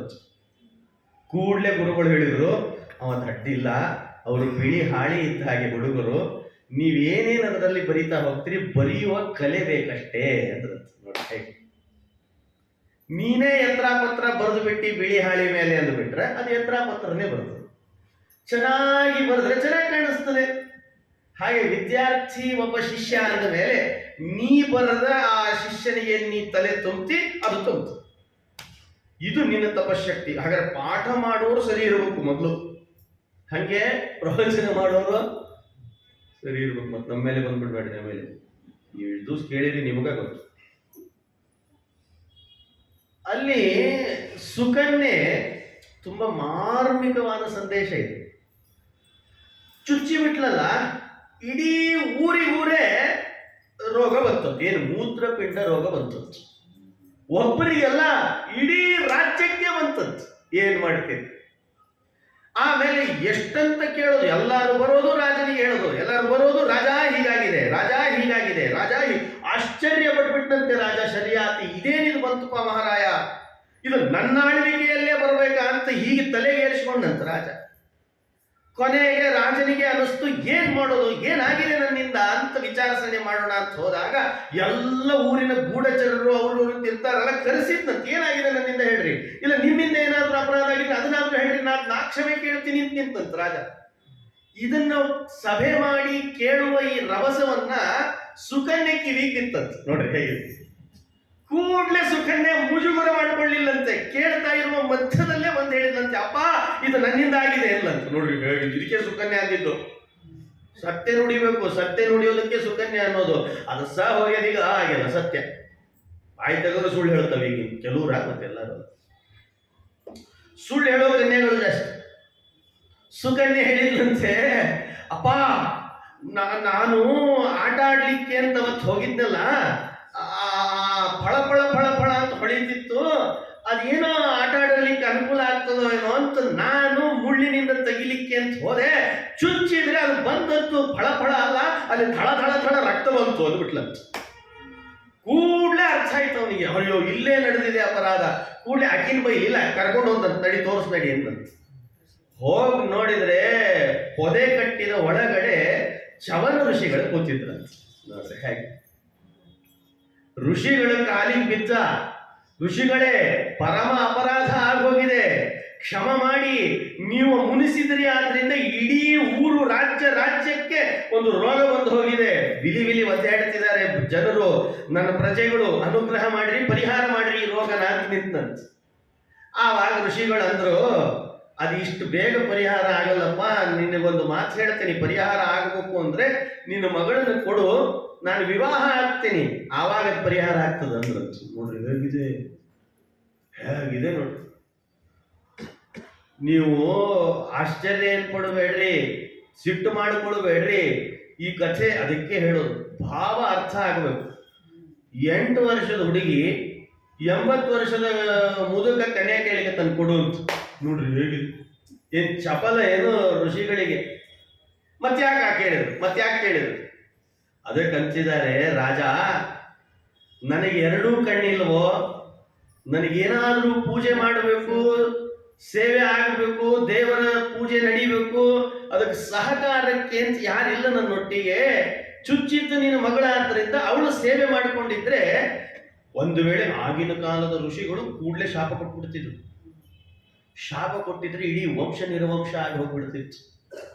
ಶಾಪ ಕೊಡ್ಲಿಲ್ಲಂತೆ, ನೋಡೋ ನನ್ನ ಪೂಜೆ ಮಾಡುವ ಕಾಲದಲ್ಲಿ ನನಗೆ ಕಣ್ಣಿಲ್ಲ, ಒಂದ್ ವೇಳೆ ನನಗೆ ಕಣ್ಣೇ ಇಲ್ಲ ಅಂತಾದಾಗಲೆಲ್ಲ ನಿನ್ನ ಮಗಳು ಚುಚ್ಚಾಳೆ ಅಂತ ನೆನಪಾಗಬೇಕು. ಒಂದು ಬಾರಿ ಯಾವತ್ತೋ ಒಂದು ದಿವಸ ಕೋಪದಿಂದ ಶಾಪ ಕೊಟ್ಬಿಟ್ರೆ ನಿರ್ವಂಶನಾಗಿ ಬಿಡ್ತೀಯೋ ಮಹಾರಾಯ. ಆದ್ರಿಂದ ನನ್ನ ಸೇವೆ ಮಾಡಿಕೊಂಡು ಅವಳು ಇರಲಿ, ಅದಕ್ಕೆ ನಿನ್ನ ಮಗಳನ್ನ ನನಗೆ ಕನ್ಯಾದಾನ ಮಾಡಿಕೊಟ್ಟು ವಿವಾಹ ಮಾಡು ಅಂತ ನಿಂತಂತ. ಆವಾಗ ಏನೂ ವಿಚಾರ ಮಾಡಲಿಲ್ಲ ರಾಜ. ಶರಿಯಾತಿ ತನ್ನ ಮಗಳಾದ ಸುಕನ್ಯೆಯನ್ನ ಚವನರಿಗೆ ಕೊಟ್ಟು ವಿವಾಹ ಮಾಡಿಬಿಟ್ಟ. ನೋಡ್ರಿ ಹೇಗಿದೆ, 8 ವರ್ಷದ ಕನ್ಯೆಯನ್ನ 80 ವರ್ಷದ ವಯಸ್ಸಿನ ಋಷಿಗಳು ಚವನರು ವಿವಾಹ ಆದಂತ. ಆಮೇಲೆ ಇಡೀ ಊರಿನ ರೋಗ ಕಡಿಮೆ ಆಯ್ತು. ಇದರಿಂದ ಏನ್ ಸಂದೇಶ ಅರ್ಥ ಆಗ್ತದೆ ನಮಗೆ? ಊರಿನ ಹತ್ರದಲ್ಲಿದ್ದ ಮಹಾತ್ಮರ ದ್ರೋಹ ನಡೀತು ಅಂತಂದ್ರೆ ಊರಿಗೆ ರೋಗ ಬರ್ತದೆ. ಮಹಾತ್ಮರ ದ್ರೋಹ, ಮಹಾತ್ಮರಿಗೆ ಕೊಟ್ಟ ಹಿಂಸೆ, ಅದು ಇಡೀ ಊರಿಗೆ ಅನುಭವಿಸ್ಬೇಕಂತ. ಹಾಗಾದ್ರೆ ಇಡೀ ದೇಶದ ಮಹಾತ್ಮರಿಗೆ ಅಪಮಾನ ಆಗಿದೆ, ಇಡೀ ನಮ್ಮ ದೇಶದ ಮಹನೀಯರಿಗೆ ಏನೋ ಒಂದು ದುರಂತ ನಡೆದಿದೆ, ಅದಕ್ಕೆ ನಮ್ಮ ಇಡೀ ಊರಿಗೆ ಒಂದು ದೊಡ್ಡ ರೋಗ, ಸಾಮೂಹಿಕ ರೋಗ ಬರ್ತದಂತೆ. ಬಂದಿತ್ತೋ ಇಲ್ವ ಹಿಂದೆ? ಅದನ್ನೇ ನಿರೂಪಿಸ್ತದೆ ಭಾಗವತ. ಆಮೇಲೆ ಚವನರು ವಿವಾಹ ಆಗಿ ಸುಕನ್ಯೆ ಸೇವೆ ಮಾಡ್ಲಿಕ್ಕೆ ಹತ್ಲಂತ. ಎಂಥ ಸೇವೆ! ಸೇವೆ ಅಂದ್ರೆ ಹೀಗಿರ್ಬೇಕಂತ. ಸೇವೆ ಮಾಡಿದ್ಲು. ಒಂದು ಬಾರಿ ಚವನರಿಗೆ ಕೋಪನೇ ಬರದೇ ಇರೋ ಹಾಗೆ ಮಾಡಿದ್ಲಂತ. ಹೇಗಿದೆ ನೋಡಿ. ನೀವು ನಿಮ್ಮ ಮನೆಯವ್ರಿಗೆ ಏನ್ ಮಾಡಿರ್ತೀರಿ ನೀವೇ ವಿಚಾರ ಮಾಡ್ರಿ, ಅದು ಎಷ್ಟು ಸಲ ಕೋಪ ಬಂದಿರ್ತದೋ ಏನೋ. ಒಂದು ಬಾರಿ ಒಂದು ಕ್ಷಣ ಚವನರಿಗೆ ಕೋಪ ಬರಲಿಲ್ಲಂತೆ, ಅಂಥ ಸೇವೆ ಮಾಡಿದ್ದಂತೆ ಸುಕನ್ಯಾ. ಗಮನಿಸ್ರಿ, ಒಂದು ಬಾರಿ ಇದನ್ನ ಬಿಲೀವ್ ಮಾಡ್ಲಿಕ್ಕೇನಾದ್ರೂ ಸಾಧ್ಯನೇ ನಿಮ್ಮಿಂದ? ಒಂದು ಕ್ಷಣ ಅವರಿಗೆ ಕೋಪ ಬರದೇ ಇರುವಂತಹ ಸೇವೆ ಮಾಡಿದಾಳೆ ಅಂದ್ರೆ ಎಂಥ ಸೇವೆ ಮಾಡಿರ್ಲಿಕ್ಕಿಲ್ಲ ಸುಕನ್ಯಾ. ಅದರ ಪ್ರಭಾವಕ್ಕೆ ಒಂದು ಸಲ ಅಂದ್ರಂತೆ, ಭಲೇ ಸುಕನ್ಯಾ ಅಂದ್ರಂತೂ, ಏನು ಸೇವೆ ನಿಂತು, ಇಷ್ಟಕ್ಕೆ ಹೀಗೆ ಮಾಡಿಬಿಟ್ರೆ ನಿನ್ನ ಜೀವನ ವ್ಯರ್ಥ ಆಗಬಾರ್ದು ಅಂದ್ರಂತು. ಸಂಕಲ್ಪ ಮಾಡುತ್ತಾರೆ, ಈಗಲೇ ಅಶ್ವಿನಿ ದೇವತೆಗಳನ್ನು ಕರೆಸಿ ನಾನು 16 ವಯಸ್ಸಿನವನಾಗ್ತೀನಿ ಅಂದ್ರಂತು. ನೋಡ್ರಿ ಎಂಥ ಸೇವೆ! ಸುಕನ್ಯೆಯ ಸೇವೆಗೆ ಚವನರು ತತ್ಕಾಲದಲ್ಲೇ ಆ ಸೇವೆ ಮಾಡಿರುವ ಪ್ರಭಾವಕ್ಕೆ ಅಶ್ವಿನಿ ದೇವತೆಗಳನ್ನು ಕರೆಸಿ ತಮ್ಮ 80 ವರ್ಷದವರನ್ನ ಟೀನೇಜಿಗೆ ಆದ್ರಂತೆ. ಕಣ್ಣನ್ನು ತಗೊಂಡ್ರು ಅಶ್ವಿನಿ ದೇವತೆಗಳು ಕಣ್ಣಿಗೆ. ಅವ್ರು ಹೇಳಿದ್ರು, ನೋಡು ಕಣ್ಣು ಕೊಡ್ರಿ ಅಂದ್ರಂತೆ, ನನ್ನ ಆಯುಷ್ಯವನ್ನ ಹೀಗೆ ಮಾಡ್ರಿ ಅಂತ ಕೇಳಿದ್ರಂತೆ. ತತ್ಕಾಲದಲ್ಲಿ ಚವನರು ವಯಸ್ಸಾದ 80 ಇದ್ದವರು 18ಕ್ಕೆ ಬಂದ್ರಂತೆ. ನೋಡ್ರಿ ಹೇಗಿದೆ. 16 ವರ್ಷ ಟೀನೇಜ್ ಪ್ರಾರಂಭ. ಅಷ್ಟು ಸುಕನ್ಯೆ ಸೇವೆ. ಇದು ಶರಿಯಾತಿ ಸೂರ್ಯವಂಶದ ರಾಜನ ಮಗಳ ಕಥೆ ಹೀಗಿದೆ. ಒಬ್ಬೊಬ್ಬರದು ಕಥೆ ಎಷ್ಟು ರೋಮಾಂಚನ ಆಗ್ತದೆ, ಎಷ್ಟು ಮಾರ್ಮಿಕ ಸಂದೇಶ. ಒಂದು ಕನ್ಯೆಯ ವಿಷಯವನ್ನು ತಗೊಂಡಾಗ ಎಷ್ಟು ಚೆನ್ನಾಗಿ ಆ ನಿರೂಪಣೆ ಕೊಡ್ತಾರೆ ವೇದವ್ಯಾಸದೇವರು. ಅದಕ್ಕೆ ನಮ್ಮ ಗುರುಗಳು ಅವಾಗವಾಗ ಅಂತಿದ್ರು, ಚಮತ್ಕಾರ ಅಂದ್ರೆ ಚಮತ್ಕಾರ ನಮ್ಮ ಗುರುಗಳ ಮಾತು. ಆ ಸುಕನ್ಯೆ ಗಂಡನಾದ ಚವನನ ವಯಸ್ಸು 80 ಇದ್ದದನ್ನ 16, 17 ಬರೋ ಹಾಗೆ ಮಾಡಿದ್ಲಂತ. ಅದಕ್ಕೆ ಅವಳನ್ನು ಸುಕನ್ಯಾ ಅಂತ ಕರೆದ್ರು. ಈಗ ಮದುವೆ ಆಗಿರ್ತೀವ ನೋಡಿ ನಾವೆಲ್ಲ, ಅವರು 18, 20 ಇದ್ರು 80 ತರ ಕಾಣಿಸ್ತಿರ್ತಾರೆ. ಎಂಥ ಸೇವೆ ನಡೆದಿರ್ಲಿಕ್ಕಿಲ್ಲ ಅಂತ ಇಂಥ ಎಲ್ಲಾರಲ್ಲ, ಮತ್ತೆ ಇಲ್ಲಿದ್ದವರಂತೂ ಇರ್ಲಿಕ್ಕಿಲ್ಲ, ಬೇರೆ ಅವರು. ಹಾಗೆ ಸುಕನ್ಯೆ ಕಥೆಯನ್ನು ಹೇಳುವಾಗ ಇಷ್ಟು ಚಂದ ನಿರೂಪಿಸ್ತಾರೆ ವೇದವ್ಯಾಸದೇವರು. ಮನಸ್ಸಿಗೆ ಆನಂದ. ನೋಡಿ ಒಂದ್ಸಲ, ಹೌದಲ್ಲ ಎಂಥ ಸೇವೆ ಸುಕನ್ಯೆಂದು. ಏನು ಮಾಡಿರ್ಲಿಕ್ಕಿಲ್ಲ ಅವಳು. ಹಾಗಾದ್ರೆ ಎಷ್ಟು ಶ್ರದ್ಧೆಯಿಂದ ಮಾಡಿರ್ಲಿಕ್ಕಿಲ್ಲ, ಏನು ಶ್ರದ್ಧೆ ಇತ್ತು ಅವಳಲ್ಲಿ ಸುಕನ್ಯೆಯಲ್ಲಿ ಸೇವೆ ಮಾಡುವುದರಲ್ಲಿ. ಹಾಗೆ ಅಂತ ಇಷ್ಟು ವೇದವ್ಯಾಸ ದೇವರು ಬೆಟ್ಟು ಮಾಡಿ ಒಬ್ಬನನ್ನು ಹೇಳ್ತಾರೆ ಅಂದ ಮೇಲೆ ಸುಮ್ಮನೆ ಸಾಮಾನ್ಯರನ್ನೇ ಅಂದ್ರೆ ಹೇಳಿಕ್ ಸಾಧ್ಯನಾ? ಸುಕನ್ಯೆಯನ್ನು ಬೆಟ್ಟು ಮಾಡಿ ಅವಳ ಕಥೆ ಹೇಳ್ತಾರೆ ಅಂತಂದ್ರೆ ಎಂಥ ಸೇವೆ ಮಾಡಿ ಹೇಳ್ತಿರೋರು ಯಾರ್ಯಾರೋ ಅಲ್ಲ, ವೇದವ್ಯಾಸ ದೇವರು. ಅವಳನ್ನು ಹಿಡಿದು ಒಂದು ಎರೋ ಮಾರ್ಕ್ ಮಾಡಿ, ನೋಡಿ ಇವಳು ಇದ್ದಾಳೆ ನೋಡು, ಈ ವಂಶದಲ್ಲಿ ಬಂದಾಳ, ಈಕಿ ಸೇವಾ ನೋಡು ಅಂದ್ರೆ ಎಷ್ಟು ಮಹತ್ವ ಇರ್ಲಿಕ್ಕಿಲ್ಲ. ಅದು ಮಹತ್ವ ಅನ್ನೋದಕ್ಕೊಂದು ವಿಷಯ ತಿಳಿಸಿರ್ತೀನಿ ನಿಮಗೆ. ಬಲಿಯ ಮನೆಗೆ ವಾಮನ ಬಂದಂತೆ ಅಂತ ಕಥೆ ಇದೆ ಅಲ್ಲೇ. ಬಲಿಯ ಮನೆಗೆ ವಾಮನ ಬಂದಂತೆ. ನಾವು ದೇವ್ರ ಮನೆಗೆ ಹೋಗೋದು ಬೇರೆ, ದೇವರ ನಮ್ಮ ಮನೆಗೆ ಬರೋದು ಬೇರೆ. ಹಂಗಿದ್ದಂಗ ನಾವು ದೇವರನ್ನ ಹೇಳೋದು ಬೇರೆ, ದೇವರ ನಮ್ಮ ಬಗ್ಗೆ ಹೇಳೋದು ಬೇರೆ. ಮಹತ್ವ ಅಲ್ಲಿ ಕಾಣಿಸ್ತದೆ. ಎಷ್ಟು ಮಹತ್ವ ಇದೆ ಸುಕನ್ಯೆಯಲ್ಲಿ ಅನ್ನೋದು ಗೊತ್ತಾಗಿರುತ್ತೆ. ಇದು ಸೂರ್ಯವಂಶದ ರಾಜರಲ್ಲಿ ಶರಿಯಾತಿ ಅನ್ನುವ ಕಥೆಯಲ್ಲಿ ಅವನ ಮಗಳ ಕಥೆಯನ್ನು ಇಷ್ಟು ಚೆನ್ನಾಗಿ ನಿರೂಪಿಸ್ತಾರೆ. ಹೀಗಿರಬೇಕು ಕನ್ಯೆಯರು ಅಂತ ವೇದವ್ಯಾಸ ದೇವರು ಮಾರ್ಮಿಕವಾದ ಸಂದೇಶ ಕೊಟ್ಬಿಡ್ತಾರೆ. ಮುಂದೆ ಒಬ್ಬ ರಾಜ ಇದ್ದಂತ, ಅವನ ಮನೆಗೆ ಒಬ್ಬ ಋಷಿಗಳು ಬಂದ್ರಂತ, ಉತ್ತಂಗ ಋಷಿಗಳು ಅಂತ ಬರ್ತಾರೆ. ರಾಜ ಸ್ವಾಗತ ಮಾಡಿ ಬಹಳ ಸಂತೋಷದಿಂದ ಕೂಡಿಸಿದ್ನಂತ. ಕೇಳಿದ್ದಂತೆ, ಯಾಕೆ ಬಂದ್ರಿ ಋಷಿಗಳೇ, ಏನಾಗ್ಬೇಕು ನನ್ನಿಂದ ಅಂತ ಕೇಳಿಬಿಟ್ನಂತ. ಬಾಯ್ಬಿಟ್ಟು ಕೇಳ್ತಾರೆ ಎಲ್ಲರೂ. ಕೂಡ್ಲೆ ಋಷಿಗಳು ಅಂದ್ರಂತ, ನೀ ಬರಬೇಕು ನಮ್ಮನ್ನು ನೋಡ್ಲಿಕ್ಕೆ, ನಾನ ಬಂದೇನಿ ನಿನ್ನನ್ನು ನೋಡ್ಲಿಕ್ಕೆ ಅಂದ್ರಂತ. ಅರ್ಥನ ಆಗ್ಲಿಲ್ಲ ಅವನಿಗೆ. ಏನು ಋಷಿಗಳೇ ಅಂತಂದ. ಆವಾಗ ಸೂರ್ಯವಂಶದ ರಾಜ ವಿಲಾಸಿಯಾಗಿ ಕೂತಿದ್ನಂತ. ಋಷಿಗಳು ಹೀಗಂದುಬಿಟ್ರಂತ, ಒಂದು ಮಾತು ಎಷ್ಟು ನಾಟ್ತದೆ ಹೃದಯಕ್ಕೆ ಅಂತ. ನೀನು ನಮ್ಮನ್ನು ನೋಡ್ಲಿಕ್ಕೆ ಕಾಡಿಗೆ ಬರ್ಬೇಕು, ಯೋಗಕ್ಷೇಮ ಕೇಳಲಿಕ್ಕೆ. ನಾನು ನಿನ್ನ ಅರಮನೆಗೆ ಬರ್ತಿದ್ದೀನಿ ಅಂದಮೇಲೆ ಅರ್ಥ ಮಾಡ್ಕೋ ಅಂದ್ರಂತೆ. ಏನಾದರೂ ಅರ್ಥ ಆಗಲಿಲ್ಲ ನೋಡಿ. ಯಾಕೆ ಈ ಮಾತಾಡಿದ್ರು ಅಂದ್ರೆ, ಹಿಂದಿನ ಕಾಲದಲ್ಲಿ ಧರ್ಮೋ ರಕ್ಷತಿ ರಕ್ಷಿತ ಅಂತ ಮಾತಿದೆ ತಾನೆ. ಧರ್ಮ ರಕ್ಷಣೆ ಮಾಡುವ ರಕ್ಷಣೆ ರಾಜರ ಹೊಣೆ ಅಂತ. ಋಷಿಗಳು ಕಾಡಿನಲ್ಲಿ ತಪಸ್ಸು ಮಾಡ್ತಾ ಕೂಡ್ತಾರೆ, ಆ ತಪಸ್ಸು. ಋಷಿಗಳು ಕಾಡಿನಲ್ಲಿ ಯಜ್ಞಯಾಗಗಳನ್ನು ಮಾಡ್ತಾರೆ, ಅದು ತಪಸ್ಸು. ಇದಕ್ಕೇನಾದ್ರೂ ಅಡ್ಡಿ ಅಡಚಣೆಗಳು ಬರ್ತಾವೋ ಏನೋ ಅನ್ನೋದು ಲಕ್ಷ್ಯ ರಾಜನಿಗಿರ್ಬೇಕಂತ. ಯಾಕೆ ಅಂದ್ರೆ ಋಷಿಗಳು ಮಾಡುವ ಯಜ್ಞ, ಋಷಿಗಳು ಮಾಡುವ ತಪಸ್ಸಿನ 1/6 ಭಾಗ ಪುಣ್ಯ ರಾಜನಿಗೆ ಹೋಗ್ತದಂತೆ. ಅರ್ಥ ಮಾಡಿಕೊಳ್ಬೇಕು ಬೇಡವ? ಹಾಗಾದ್ರೆ ಸುಭಿಕ್ಷೆಯಿಂದ ರಾಜ್ಯ ನಡೀತಿದೆ ಅಂದ್ರೆ ಅಲ್ಲಿ ಯಾವುದೋ ಒಂದು ಕಾಡಿನಾಗ ಕೂತ್ಕೊಂಡು ತಪಸ್ಸು ಮಾಡ್ತಿದಾರಲ್ಲ, ಅವರ ಪ್ರಭಾವ ನೋಡ್ರಿ ಹೇಗಿದೆ. ಅದೇ ಅನ್ನಲ್ವೇನು, ನಾವಿವತ್ತು ಹುಬ್ಳ್ಯಾಗ ಆರಾಮಿದ್ದೀವಿ, ಇಂಥ ಬಜಾರ್ನಾಗೂ ಕೂಡ ಅಂದ್ರೆ ಅಲ್ಲಿ ಸೈನಿಕರಿದ್ದಾರೆ, ಇಲ್ಲಿ ಪೊಲೀಸರಿದ್ದಾರೆ ಅಂತೇವೋ ಇಲ್ಲ. ಲೌಕಿಕವಾಗಿ ಆಗ್ತೇವೋ ಇಲ್ಲ. ನಾವಿವತ್ತು ನಮ್ಮ ದೇಶದಾಗ ಆರಾಮಿದ್ದೇವೆ ಅಂದ್ರೆ ಅಲ್ಲಿ ಸಾಯ್ಲಿಕ್ಕತ್ತಾರಲ್ಲ ಸೈನಿಕರು, ಪಾಪ ಒತ್ತಾಡ್ತಿದ್ದಾರೆ, ಅವರಿಂದ ರೀ ನಾವು ಆರಾಮಿದ್ದೀವಿ ಅಂತೇಳಿ ಬಾಯಿ ತೆಗೆದು. ಇದನ್ನೇ ಅಲ್ಲಿ ಅಪ್ಲೈ ಮಾಡ್ಕೊಳ್ಬೇಕು. ಅಲ್ಲಿ ಅಪ್ಲೈ ರಾಜನಿಗೆ ಅಂತಾರೆ ಋಷಿಗಳು ಅಲ್ವೋ, ನೀನು ನಾವಿದ್ದಲ್ಲಿ ಬಂದು ಕೇಳಬೇಕು. ಇದಕ್ಕೆ ಒಂದ್ಸಲ ಲಕ್ಷ್ಮಣ ರಾಮನಿಗೆ ಅಂದಂತೆ, ರಾಮ ಅಷ್ಟ್ಯಾಕೋ ತಲೆ ಕೆಡಿಸಿಕೊಂಡು ಕಾಡಿಗೆ ಹೋಗ್ಲಿಕ್ಕೆ ನಿಂತಿ, ನಿನ್ ರಾಜನು ಪ್ರಜೆಗಳ ರಕ್ಷಣೆ ಆಗಬೇಕು, ದಾನ ಧರ್ಮಗಳು ನಡೀಬೇಕು, ನೀನ್ ನಿದ್ರೆಯಲ್ಲಿ ಧರ್ಮ ನಡೀತದೆ. ಈ ಮಾತಾಡಿದ್ದಂತ ಒಂದ್ಸಲ ಹೊರಡುವಾಗ ರಾಮ ಅಂದ, ನಿಜವಾದ ಧರ್ಮ ರಕ್ಷಣೆ ಈ ಕಾಡ್ನ್ಯಾಗ ನಡೀತದ, ನಾಡ್ನ್ಯಾಗಲ್ಲ ಅನ್ನೋದು. ಯಾಕ? ಕಾಡ್ನಾಗ ಋಷಿಗಳಿಗೆ ಕಾಡೋ ರಾಕ್ಷಸರು ಜಾಸ್ತಿನೋ, ಅವ್ರ ರಕ್ಷಣೆ ಮಾಡಿದೆ ಅಂದ್ರೆ ಅವರ ಪುಣ್ಯ ಕೊಟ್ಬಿಡ್ತಾರೆ ನಮಗೆ ಅಂತಂದ್ರೆ. ನೋಡ್ರಿ, ಅವ್ರ ಪುಣ್ಯದ ಪ್ರಭಾವ ರಾಜ್ಯದ ರಾಜ ಕುತ್ಕೊಂಡು ನಡೆಸ್ಲಿಕ್ಕೆ ಆಗ್ತದೆ. ಅಂದ್ರೆ ಸುಭಿಕ್ಷೆಯಿಂದ ಆ ಕಾಲಕ್ಕೆ ಮಳಿ, ಕಾಲಕ್ಕೆ ಬೆಳೆಗಳು ಬರ್ತಾವೆ.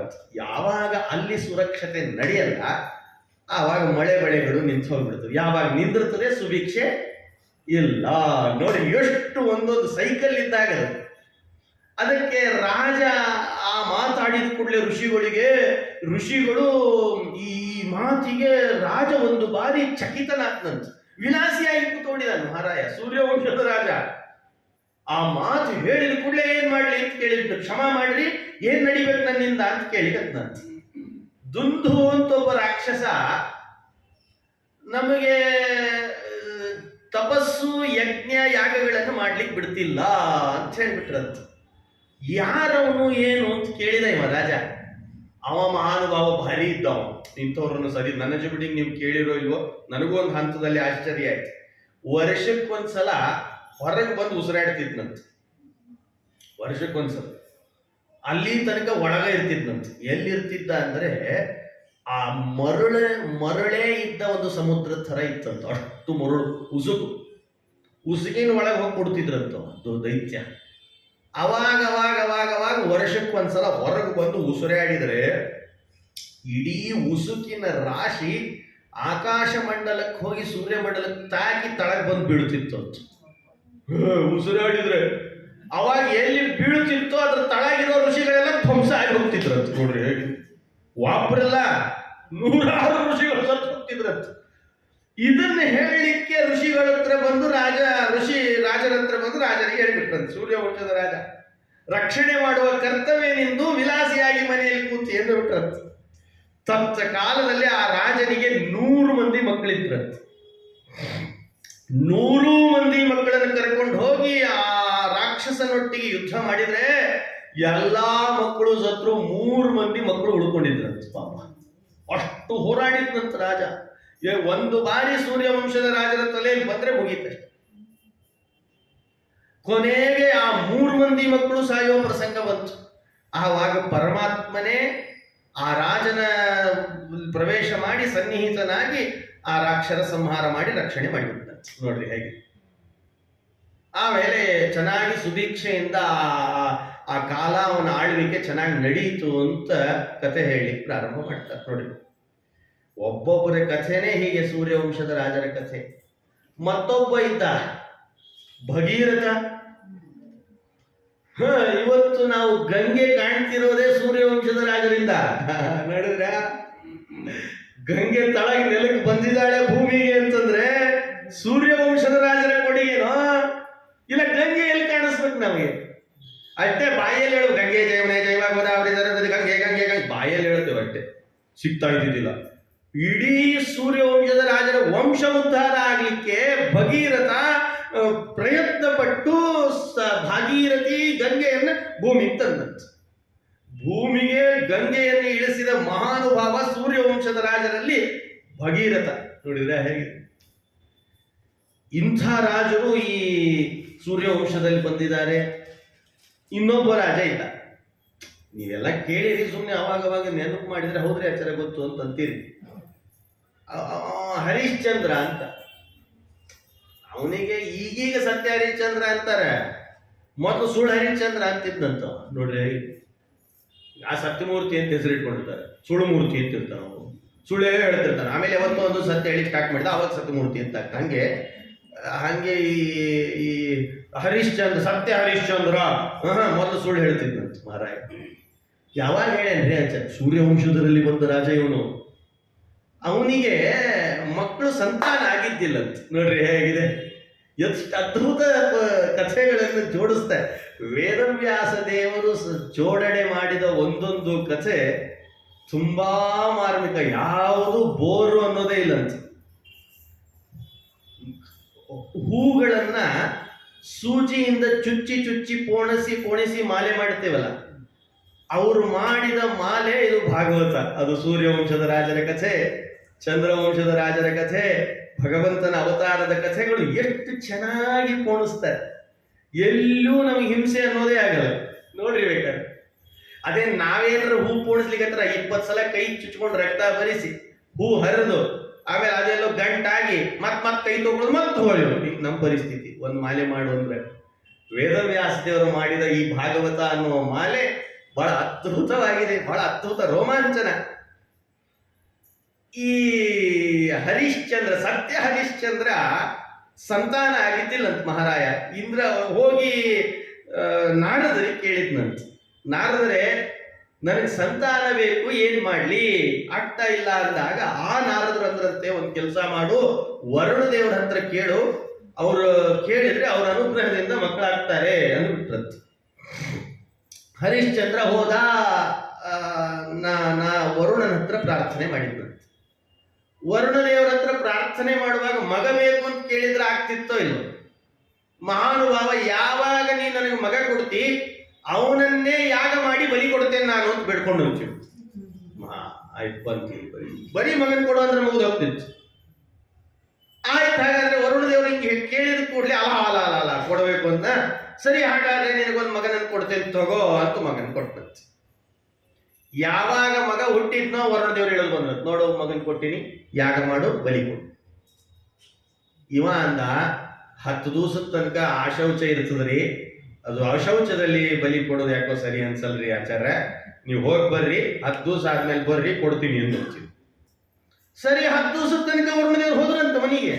ಮತ್ತೆ ಬಂದ್ರು, 10 ದಿವಸ ಶೌಚ ಆಯ್ತು, ಗೋಮಯ ಗೋಮೂತ್ರ ಪ್ರೋಕ್ಷಣೆ ಆಗಿದೆ, ನೀ ಈಗಿಂದೀಗಲೇ ಬಲಿ ಕೊಡು. ಇಲ್ಲ, ನಾಮಕರಣ ಒಂದಾಗ್ಲಿ, ನಮ್ಮ ಲೋಕಲ್ ಆಚಾರ ಬಂದು ನಾಮಕರಣ ಮಾಡಿಸ್ತಾರ, ಆಮೇಲೆ ನಿಮ್ಮನ್ನು ಕರಿತೀನಿ ಅಂತ ಅಂದ್ಕೊಂತೀವಿ. ಮತ್ತೆ ಸರಿ ನಾಮಕರಣ ಅಂತ ಮಾಡಿದ, ರೋಹಿತ ಅಂತ ಮಾಡಿದ, ನಾಮಕರಣನು ಆತ, ಬಲಿ ಕೊಡು ಅಂತಂದ.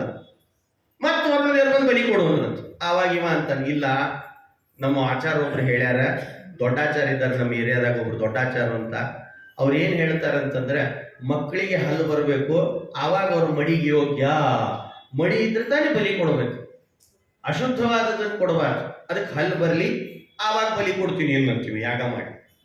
ಸರಿ ಆಗ ಮತ್ತೆ ವರುಣ ದೇವ್ರು ಹೋದ್ರೆ, ಆಯ್ತು ಬನ್ನಿ ಹೆಂಗೆ ಹೇಳ್ತೀಯ ಹಂಗಂತ. ಸ್ವಲ್ಪ ದಿವಸ ಆತ ಹಲ್ಲು ಬಂದಿದ್ವು ಅಂತ, ಇಳಿದು ಬಂದಂತ ಮತ್ತೆ ವರುಣ, ನೋಡು ಬಲಿ ಬಲಿ ಬಲಿ ಕೊಡು, ಯಾಗ ಮಾಡು ಕೊಡು ಅಂತಿದ್ನಂತ. ಅವಾಗ ಅವ ಏನನ್ಬೇಕು, ಇಲ್ರಿ ಸರ ನಮ್ ಇನ್ನೊಬ್ರು ಆಚಾರ ಹೇಳ್ಯಾರ, ನಮ್ಗೆ ಅಗದಿ ಹತ್ರ ಇದ್ದಾರೆ ಲೋಕಲ್ ಆಚಾರು, ಒಂದೇ ಹಲ್ಲು ಬಂದು ಬೀಳ್ಬೇಕಂತ, 2ನೇ ಹಲ್ಲು ಬಂದಾಗ ಮಡಿಗೆ ಬರ್ತಾನವ ಅಂದ್ರು. ಇಂಥ ಆಚಾರಗಳು ಇರ್ತಾರೆ ಕೆಲವರಿಲ್ಲ. ಸರಿ ಅಂತ ಮತ್ತು ವರುಣ ದೇವ್ರು ಹೋದ್ರು.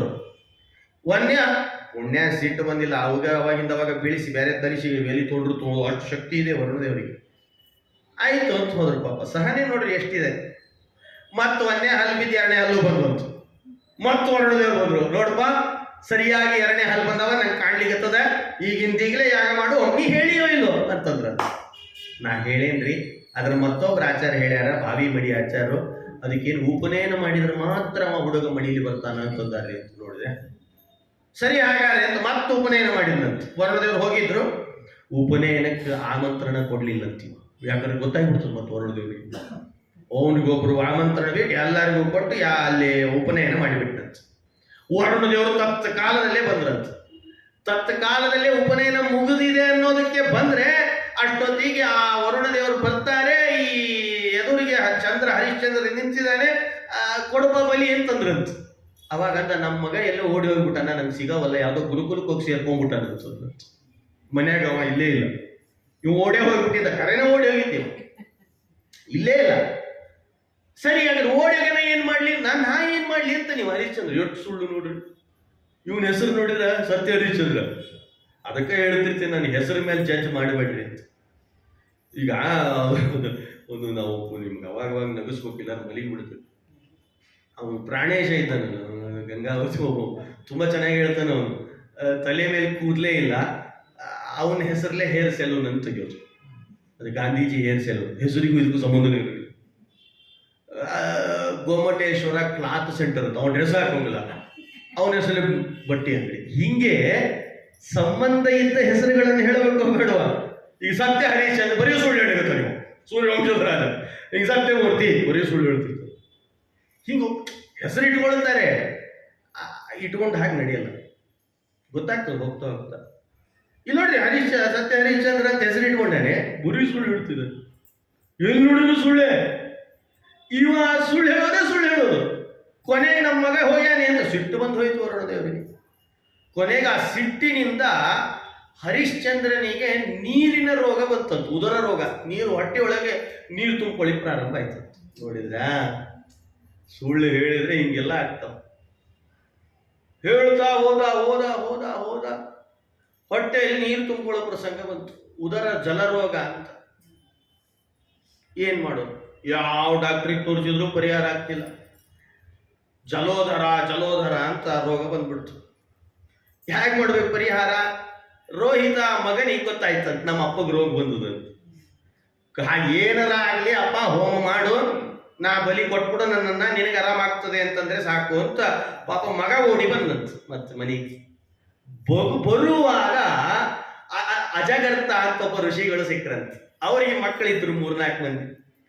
ಅವ್ರು ಹೇಳಿದ್ರು, ನನ್ನ ಒಬ್ಬ ಮಗನನ್ನು ತಗೊಂಡು ಹೋಗು, ನೀನು 2 ಮಕ್ಕಳಿರ್ತಾರೆ, ಅವ್ನು ಕೇಳ್ಕೊಂಡ, ನಿಮ್ಮ ಮಗನ ಒಬ್ಬನ ಕೊಟ್ಬಿಡ್ರಿ ನನಗೆ, ಅಲ್ಲಿ ಬಲಿ ಕೊಡಬೇಕು ಹಾಗೆ ಅಂತ ತನ್ನ ಜಾಗದ ಬಲಿಯ ಸ್ಥಾನಕ್ಕೆ ಆ ಋಷಿಗಳ ಮಗನನ್ನು ತಂದು ಕಂಬ ಕಟ್ಟಿ ನಿಂದ್ರಿಸಿದ್ರಂತೆ. ಯಾಗ ಪ್ರಾರಂಭ ಆಯ್ತಂತೆ. ಬಲಿ ಕೊಡಬೇಕಲ್ಲ, ವರುಣ ಕೇಳಿಬಿಟ್ಟು ಬೇಡ್ಕೊಂಡ್ಬಿಟ್ಟಿದ, ನೀವು ಕೊಡ್ತೀನಿ ಅಂತ.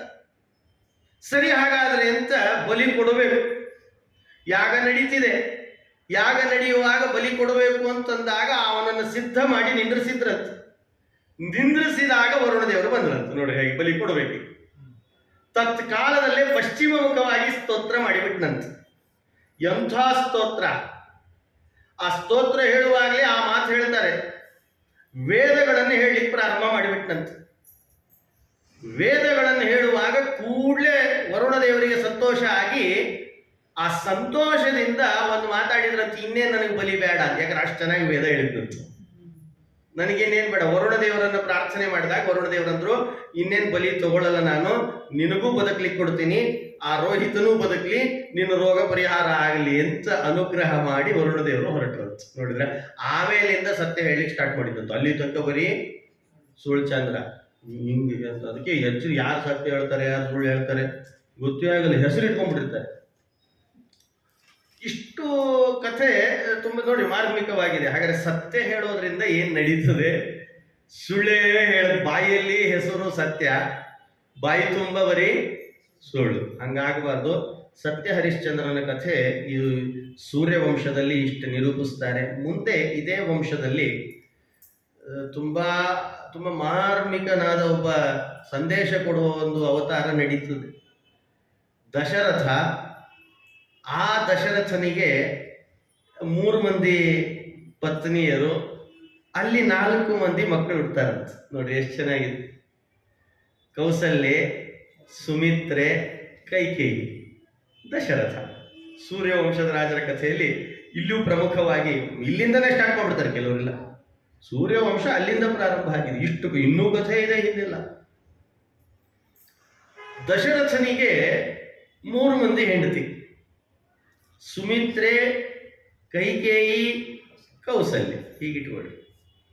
ಒಬ್ಬೊಬ್ಬರಲ್ಲಿ ಮಕ್ಕಳನ್ನು ವಿಭಾಗ ಮಾಡುವಾಗ ಕೌಸಲ್ಯಲ್ಲಿ ಶ್ರೀರಾಮ ಅಲ್ವಾ, ಲಕ್ಷ್ಮಣ, ಭರತ, ಶತ್ರುಘ್ನ, ಹೀಗೆ 3 ಒಬ್ಬೊಬ್ಬರಲ್ಲಿ ವಿಭಾಗ ಮಾಡ್ತಾ ಬಂದ್ಬಿಡ್ತಾರೆ.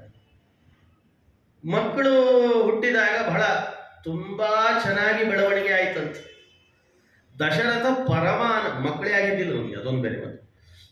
ಒಮ್ಮಿಗಲೇ ವಿವಾಹ ಆದಾಗ ಮಕ್ಕಳಾಗೋದು ಒಂದು ಕೆಲವರಿಗೆ ಆಗಲ್ಲ. ಹಾಗೆ ಮಕ್ಕಳಾಗೋದು ಅನ್ನೋದೇ ಒಂದು ದೊಡ್ಡ ಚಿಂತೆ. ಅದಕ್ಕೊಂದು ಯಾಗ ಮಾಡ್ತಿರ್ತಾರೆ, ಪುತ್ರ ಕಾಮೇಷ್ಟಿ ಯಾಗ ಅಂತ ಆಗ್ಬೇಕು. ಅದೇನಾಗ್ತದೆ, ಪುಣ್ಯದ ಪ್ರಭಾವದಿಂದ ಮಕ್ಕಳು ಹುಟ್ಟುತ್ತಾರಂತ. ಪುಣ್ಯ ಪಡಿಬೇಕು ಅಂತ, ಅದರಲ್ಲಿಯೂ ಒಳ್ಳೆ ಒಳ್ಳೆ ಮಕ್ಕಳು ಹುಟ್ಟಬೇಕು ಅಂದ್ರೆ ಬಹಳ ಪುಣ್ಯ ಮಾಡಬೇಕು. ಅದರಲ್ಲಿಯೂ ಶ್ರದ್ಧೆಯಿಂದ ಪುಣ್ಯ ಮಾಡಿ ಪಡಿಬೇಕಂತ. ಮಕ್ಕಳನ್ನು ಪಡೆಯೋದು ಅನ್ನೋದು ದೊಡ್ಡ ಸಾಹಸ. ನೋಡಿ ಆಗಲೇ ಹರಿಶ್ಚಂದ್ರನಿಗೆ ಮಕ್ಕಳಿಲ್ಲ. ಹೀಗೆ ವಂಶದಲ್ಲಿ ಮುಂದೆ ವಂಶಾವಳಿ ಬೆಳಿಬೇಕು ಅಂದ್ರೆ ಮಕ್ಕಳು ಸಂತಾನವೇ.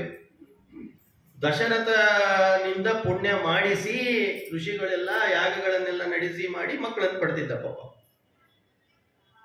ಎಂಥ ಮಕ್ಕಳು! ಅಲ್ಲಿ ವೇದವ್ಯಾಸ ದೇವರು ಭಾಗವತದಲ್ಲಿ ಹೇಳುವಾಗ ಗುರುವರ್ಥೇ ತ್ಯಕ್ತ ರಾಜ್ಯ ವ್ಯಚರದ ನೋನಂ ಪದ್ಮ ಪದ್ಭ್ಯಾಂ ಪ್ರಿಯಾಯ ಅಂತ ಪ್ರಾರಂಭ ಮಾಡಿಬಿಡ್ತಾರೆ. ಏನು ಈ ರಾಮನ ಕಥೆಯನ್ನು ಕೇಳುವಾಗ ಒಂದು ಅನೇಕ ಸಂದೇಶ ಇದೆ. ಪ್ರಮುಖವಾದ ಒಂದು ಸಂದೇಶವನ್ನು ಎತ್ತಿ ಹಿಡಿತಾರೆ. ಏನು ಅಂದ್ರೆ ಗುರುವರ್ಥೆ ತ್ಯಕ್ತ ರಾಜ್ಯ ಅಂತ ಮಾತಾಡ್ತಾರೆ. ಗುರುಗಳಿಗಾಗಿ ರಾಜ್ಯತ್ಯಾಗ ಮಾಡಿಬಿಟ್ಟಂತೆ, ಗುರುಗಳ ಮಾತಿಗಾಗಿ ರಾಜ್ಯತ್ಯಾಗ ಮಾಡಿಬಿಟ್ಟಂತೆ ರಾಮ ಅಂತಿದ್ದಾರೆ. ಆ ಮಾತನ್ನು, ಈ ಮಾತು ಹೇಳಿ ಅವನನ್ನು ಪರಿಚಯಿಸ್ತಿದ್ದಾರೆ. ಯಾಕೆ ಈ ಮಾತಾಡಿದ್ರು? ಏನ್ ತ್ಯಾಗ? ತ್ಯಾಗ ಅಂದ್ರೆ ಏನು? ಯಾಕೆ ಆ ತ್ಯಾಗ ಮಾಡೋದ್ರಿಂದ ಏನ್ ಸಿಗ್ತದೆ? ಒಂದು ಶ್ರುತಿ ಹೇಳ್ತದೆ, ತ್ಯಾಗ ಮಾಡೋದ್ರಿಂದ ತ್ಯಾಗೇನೈಕೆ ಅಮೃತತ್ವಮ ನಟುಹು ಅಂತ ಶ್ರುತಿ ಹೇಳ್ತದೆ. ತ್ಯಾಗ ಅಮೃತತ್ವವನ್ನು ತಂದುಕೊಡ್ತದಂತ, ಭೋಗ ಮೃತತ್ವವನ್ನು ತಂದುಕೊಡ್ತದಂತ. ನೋಡಿ, ತ್ಯಾಗೇನೈಕೆ ಅಮೃತತ್ವಮ ನಟುಹು ಅಂತಿದ್ದಾರೆ. ಎಷ್ಟೆಷ್ಟು ನಾವು ತ್ಯಾಗ ಮಾಡ್ತೀವಿ ಅಷ್ಟಷ್ಟು ಅಮೃತತ್ವ ಆಗ್ತದಂತೆ. ಅಂದ್ರೆ ಮೃತತ್ವ ಅಂದ್ರೆ ಸಾವಿಲ್ಲ ಅಂತಂದ್ರೆ ಸಾವಿಲ್ಲ ಅಂತಲ್ಲ, ಸಾವಿದೆ, ಸತ್ತ ಮೇಲೂ ಅವ್ರನ್ನ ನೆನೆಸ್ತಾರಲ್ಲ ಅದಕ್ಕೆ ಅಮೃತತ್ವ ಅಂತ ಕರೆಯೋದು.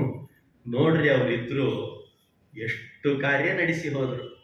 ಅದಕ್ಕೆ ಇವತ್ತಿಗೆ ರಾಮ, ಲಕ್ಷ್ಮಣ, ಭರತ, ಶತ್ರುಘ್ನ, ಸೀತೆ, ಊರ್ಮಿಳೆ ಯಾರು ನಮಗೆ ಕಾಣಿಸ್ತಿಲ್ಲ, ಆದ್ರೆ ಅವ್ರ ಹೆಸರು ಮಾತ್ರ ಇವತ್ತಿಗೂ ಇದೆ. ಇಲ್ಲ ಹಂಗ ನಾವು ಹೋದ ಮೇಲೂ ನಮ್ಮ ಹೆಸರು ಇರ್ಬೇಕು ಅಂತ ತ್ಯಾಗ ಮಾಡ್ಬೇಕು. ಮತ್ತು ಆಚಾರ್ಯ ನಿನ್ನೆ ತ್ಯಾಗ ಹೇಳ್ಯಾರಂತ, ಬೆಳಗ್ಗೆ ರಾತ್ರಿ ಎಲ್ಲ ಪ್ಯಾಕ್ ಮಾಡ್ಕೊಂಡು ಬಂಗಾರ ಬೆಳ್ಳಿ ವಜ್ರಗಳನ್ನ ರಾತ್ರಿ ಹೆಂಡ್ತಿ ಹೇಳೋದ್ರಾಗ ಮೇಲೆ ಎದ್ದು ಹೋಗ್ಬಿಟ್ಟವನ್ ತ್ಯಾಗ ಮಾಡಿ ಹೇಳ್ತೀನಿ ಅಂತಂದ್ರೆ ಅದಲ್ಲ ತ್ಯಾಗ ಅಂದ್ರೆ. ತ್ಯಾಗ ಅಂದ್ರೆ ವ್ಯತ್ಯಾಸ ಇದೆಯಪ್ಪ. ತ್ಯಾಗ ಅಂದ್ರೆ ಸಂಸಾರದಲ್ಲಿ ಇದ್ದೇ ತ್ಯಾಗ, ಅದನ್ನು ತೋರಿಸ್ಬೇಕು. ರಾಮ ಎಂಥ ತ್ಯಾಗ ಮಾಡಿಬಿಟ್ಟು ಗುರುವರ್ಥೆ ತ್ಯಕ್ತ ರಾಜ್ಯ. ಸರಿ, ಗುರುಗಳಂದ್ರೆ ಏನು ಅಂತ ಮತ್ತೆ ಪ್ರಶ್ನೆ ಮಾಡ್ಕೊಳ್ಬೇಕು. ಗುರು ಶಬ್ದ ಹೇಳ್ತಿದ್ರಿ, ಗುರುಗಳಿಗಾಗಿ ತ್ಯಾಗ ಮಾಡಿದಾದ್ರೆ ಅಲ್ಲಿ ಅಪ್ಪ ಅಲ್ಲಪ್ಪ ಅಂತ ಅದಕ್ಕೆ ಅವನಂತಾನೆ. ಅದಕ್ಕೆ ಗುರು ಶಬ್ದವನ್ನು ಇಟ್ಟುಕೊಂಡು ಡೆಫಿನೇಷನ್ ಕೊಡ್ತಾರೆ. ಗುರು ಶಬ್ದವನ್ನು ಇಟ್ಟುಕೊಂಡು ಡೆಫಿನೇಷನ್ ಕೊಡುವಾಗ ಯಾರ್ಯಾರು ಗುರುಗಳು ಅಂತ ಆಗ್ತಾರೆ ಒಬ್ಬ ವ್ಯಕ್ತಿಗೆ, ಯಾರ್ಯಾರು ಆಗ್ತಾರೆ ಅಂತ ಕೇಳಿದ್ರೆ ಅದಕ್ಕೆ ಅವ್ರು ಅಲ್ಲೇ ಹೇಳ್ತಾರೆ. ಜನ್ಮ ಕೊಟ್ಟ ತಂದೆ ಗುರುಸ್ಥಾನ, ವಿದ್ಯೆ ಹೇಳಿಕೊಟ್ಟ ಗುರು ಅವನು ಗುರು ಅಂತ ಆಗ್ತಾನೆ. ಹಾಗಾದ್ರೆ ನಮಗಿಂತ ಹಿರಿಯರು ಅಂತ ಯಾರ್ಯಾರಿದ್ದಾರೆ ಅವ್ರು ಗುರುಗಳು ಆಗ್ತಾರ ನೋಡ್ರಿ. ನಮ್ಗಿಂತ ಹಿರಿಯರು ನಮ್ಮ ಗುರುಗಳು, ನಮ್ಗೆ ವಿದ್ಯೆ ಹೇಳಿಕೊಟ್ಟವರು ಗುರುಗಳು, ನಮ್ಗೆ ಜನ್ಮ ಕೊಟ್ಟ ತಂದೆ ಗುರುಸ್ಥಾನ. ನೋಡಿದ್ರೆ ಇಷ್ಟು ಮಂದಿನ ಈಗ ಕಲಿಯುಗದಾಗ ಸ್ವಲ್ಪ ಏನ್ ಮಾಡ್ರೆ ಅತ್ತಿ ಮಾವನ್ನು ಸೇರಿಸ್ಕೊಂಡಾರ. ಕೆಲವರೆಲ್ಲ ಅತ್ತಿ ಮಾವನಿಗೆ ರಾಹು ಕೇತು ಅಂತಿರ್ತಾರೆ, ಅದಕ್ಕೆ ಹೇಳೋದು. ನಮ್ಮ ಕಡೆ ಅಲ್ಲ, ಬೆಂಗಳೂರು ಕಡೆ ಹೇಳ್ತಾರೆ ಅತ್ತಿ ಮಾವನ್ ಗುರು ರಾಹು ಕೇತು ಅಂದ್ಬಿಡ್ತಾರೆ. ಅಲ್ಲಪ್ಪ ಗುರುಸ್ಥಾನ ಕೊಡ್ರಿ ಅಂತಿದ್ದಾರೆ. ಹಾಗಾದ್ರೆ ಇಷ್ಟು ಜನ ಗುರುಗಳು ಅಂತ ಗುರು ಈ ಸ್ಥಾನ. ಹಾಗಾದ್ರೆ ರಾಮ ತಂದೆ ಅನ್ನೋ ಒಬ್ಬ ವ್ಯಕ್ತಿಯನ್ನ ಗುರುಸ್ಥಾನದಲ್ಲಿ ಇಟ್ಟು ಅವ ಹೇಳಿದ ಒಂದು ಮಾತನ್ನ ಮೀರದೇನೆ ನಾ ಕಾಡಿಗೆ ಹೋಗ್ತೀನಿ ಅಂತ. ನೋಡಿದ್ರೆ ಹೇಗಿದೆ ರಾಮನಲ್ಲಿ ಎಂಥ ತ್ಯಾಗ. ಬೇಕಾದ ಮಾಡಬಹುದಿತ್ತು. ದಶರಥನಿಗೆ ಇತ್ತಂತೆ ಮನಸ್ಸಿನಲ್ಲಿ ರಾಮ ಕಾಡಿಗೆ ಹೋಗೋದು ಬೇಡ ಅಂತ. ನೋಡಿದ್ರೆ ಆದ್ರೂ ಅನಿವಾರ್ಯ. ಏನ್ ಪ್ರಸಂಗ ಬಂತು, ತುಂಬಾ ಚೆನ್ನಾಗಿದೆ. ರಾಮ ಒಂದು ಪ್ರಸಂಗ ನಡೀತಂತೆ. ದಶರಥ ಇದ್ದಕ್ಕಿದ್ದ ಹಾಗೆ ರಾಮನ್ ಬರ್ಲಿಕ್ಕೆ ಹೇಳಿದ್ನಂತೆ. ರಾಮ ಬಂದ ಕೂಡಲೇ ರಾಮನಿಗೆ ದಶರಥ ಹೇಳ್ಬಿಟ್ಟಂತ, ನೋಡ್ ರಾಮ ಏನಪ್ಪ ಅಂದ ಇವ. ದಶರಥ ಎಂಥ ಮಾತಾಡ್ತಾನೆ, ಒಗಟು ಹೇಳ್ತಾನೆ. ಏನು ಮಾತ್ರಿ ಇದು? ರಾಮಗೆ ಹೇಳಿದಂತೆ, ರಾಮ ಯಾಕೋ ಈಗೀಗ ಕಣ್ಣು ಸರಿಯಾಗಿ ಕಾಣಿಸ್ತಿಲ್ವೋ ಅನ್ನಂತ ದಶರಥ. ಹೌದಪ್ಪ ಅಂದ ಇವ. ಇಲ್ಲ, ಯಾಕೋ ಸ್ವಲ್ಪ ಕೈಯಿಂದ ಏನಾದ್ರೂ ಪದಾರ್ಥ ಎತ್ತೋಣ ಅಂದ್ರೆ ಕೈ ನಡುಗ್ತಿದೆ, ರಾತ್ರಿ ಮಲಗಿದ್ರೆ ನಿದ್ದೆ ಬರ್ತಿಲ್ಲ, ದುಸ್ವಪ್ನಗಳು ಕಣ್ಣಿನಲ್ಲಿ ಕಾಣಿಸ್ತಿದೆ, ಕಣ್ಣು ಮಸುಕಾಗಿದೆ, ಕೈ ಕಾಲುಗಳು ನಡುಗ್ತಿದೆ, ನಿಂತಲ್ಲೇ ನಿಂದ್ರಲಿಕ್ಕೆ ಆಗ್ತಿಲ್ಲ, ಕೂತ್ರೆ ಸಮಾಧಾನ ಇಲ್ಲ, ರಾತ್ರಿ ಮಲಗೋಣ ಅಂದ್ರೆ ದುಸ್ವಪ್ನ, ನಿದ್ದೆ ಬರ್ತಿಲ್ಲ. ಅದಕ್ಕೆ ಯಾಕೋ ನನಗೆ ಹೀಗೆ ಅನಿಸ್ತಿದೆ ದಶರಥ ರಾಮ, ನಾಳೆ ನಿನಗೆ ಪಟ್ಟಾಭಿಷೇಕ ಮಾಡ್ಬೇಕಂತಿದ್ದೇನಿ ಅಂದು ಬಿಟ್ಟ. ನೋಡಿದ್ರಾ, ತಂದೆ ಆದವನು ದಶರಥನಿಗೆ ಪಟ್ಟಾಭಿಷೇಕ ಮಾಡಬೇಕಾಗಿದೆ. ದಶರಥನಿಗೆ ಮನಸ್ಸಿನಲ್ಲಿ ಅದಿದೆ. ನೇರ ನಿನಗೆ ಪಟ್ಟಾಭಿಷೇಕ ಮಾಡಿದ್ರೆ ಒಪ್ತಾನೋ ಇಲ್ವೋ ಹೇಳಿಬಿಟ್ರೆ ಅಂತ ರಾಮನಿಗೆ ದಶರಥ ಈ ತರ ಹೇಳಿಬಿಟ್ಟ, ನನಗೆ ವಯಸ್ಸಾಗಿದೆ ಅಂತ. ನೋಡಿದ್ರ ಹೇಗಿದೆ, ಎಷ್ಟು ಚೆನ್ನಾಗಿದೆ. ಅಂದ್ರೆ ರಾಮನಿಗೆ ಹೀಗೆ ಅರ್ಥ ಆಗ್ಬೇಕು, ನನ್ನನ್ನ ನನಗೇ ನೋಡ್ಕೊಳ್ಳಿಕ್ಕಾಗ್ತಿಲ್ಲ, ನನ್ನ ಶರೀರದ ದುರ್ವ್ಯವಸ್ಥೆ ಆಗಿರೋದ್ರಿಂದ ನನ್ನನ್ನೇ ಸಂಭಾಳಿಸ್ಕೊಳ್ಳಿಕ್ ಆಗ್ತಿಲ್ಲ ಅಂದಮೇಲೆ ರಾಜ್ಯದವನ್ನ ನಾನು ಹೇಗೆ ನೋಡ್ಕೊಳ್ಳಿಕ್ಕಾಗ್ತದೆ? ನಾನು ಇವತ್ತಿಂದ ಎಲ್ಲ ಚಾವಿ ಸಮೇತ ಸಿಂಹಾಸನದಾಗ ನಾಳೆ ನಿನ್ನನ್ನ ಕೂಡಿಸ್ತೇನೆ. ಎಷ್ಟು ಚೆನ್ನಾಗಿದೆ ನೋಡಿ. ಒಂದು ಒಪ್ಪಲೇಬೇಕು ರಾಮ ಅನ್ನೋ ಥರ ದಶರಥ ಹೇಳ್ಬಿಟ್ನಂತ. ರಾಮ ಅಂದ, ನೀ ಹೇಗೆ ಹೇಳ್ತಿ ಹಾಕ್ತಂದೆ ಅಂದ್ರೆ ಗುರುವರ್ಥೆ, ಗುರುಗಳ ಮಾತು ಅಂತ. ಸರಿ, ತತ್ಕಾಲದಲ್ಲಿ ಅಷ್ಟು ಕೇಳಿ ರಾಮ ಎಲ್ಲಿ ಹೋಗ್ಬೇಕು ಹೇಳ್ರಿ? ಕೌಸಲ್ಯ ಇದ್ದ ಅರಮನೆಗೆ ಹೋದ್ನಂತ. ಓಡಿ ಹೋದ, ಉದ್ದ ನಮಸ್ಕಾರ ಮಾಡಿದ್ನಂತ. ಕೌಸಲ್ಯ ಅಂದು, ಯಾಕೆ ರಾಮ? ನಮಸ್ಕಾರ ಯಾಕೆ ಮಾಡ್ತೀನಿ? ಸುಮ್ಮನೆ ಮಾಡಿದೆ, ಏನಿಲ್ಲ, ಏನೋ ಇದೆ ಹೇಳು. ಇಲ್ಲ ಅಮ್ಮ, ಒಂದು ಆಶೀರ್ವಾದ ಮಾಡು. ಏನು ಗೊತ್ತೇನು, ಅಪ್ಪ ಕರೆದಿದ್ರು, ನಾಳೆ ನನಗೆ ಪಟ್ಟಾಭಿಷೇಕ ಮಾಡ್ತಾರಂತೆ, ರಾಜ್ಯಭಾರದಲ್ಲಿ ಸಿಂಹಾಸನದಲ್ಲಿ ಕೂಡಿಸ್ತಿದ್ದಾರೆ. ಆ ಭಾರ ಹೊರುವಂತಹ ಶಕ್ತಿ ನನಗೆ ಬರಲಿ ಅಂತ ಆಶೀರ್ವಾದ ಮಾಡು, ಅದಕ್ಕೆ ನಮಸ್ಕಾರ ಮಾಡಿ ನೀನು ರಾಮ. ನೋಡಿದ್ರೆ ಹೇಗಿದೆ, ಎಂಥ ಮಾತು ರಾಮ. ಅದಕ್ಕೆ ರಾಮನ ಮಾತು ಅಷ್ಟು ಗೌರವ, ಅಷ್ಟು ವಚನ. ತಾಯಿಗೆ ಭಾರಿ ಸಂತೋಷ ಆಯ್ತು. ಯಾರಮ್ಮ ತಾಯಿಗೆ ಸಂತೋಷ ಆಗದೆ ಇರ್ತದೆ ಹೇಳಿ? ಅದಕ್ಕೆ ರಾಮಾಯಣ, ರಾಮನ ಮಾತು ಒಂದು ಸಂದೇಶ ತಂದು ಕೊಡ್ತದೆ. ಮಕ್ಕಳಿಗೆ ಅಪಾಯಿಂಟ್ಮೆಂಟ್ ಲೆಟರ್ ಬಂದಾಗ ಕೂಡಲೇ ತಂದೆ ತಾಯಿ ಹೋಗಿ ನಮಸ್ಕಾರ ಮಾಡಿ ಮೊದಲು ಬಂದದಂತ ಹೇಳ್ಬೇಕಂತ.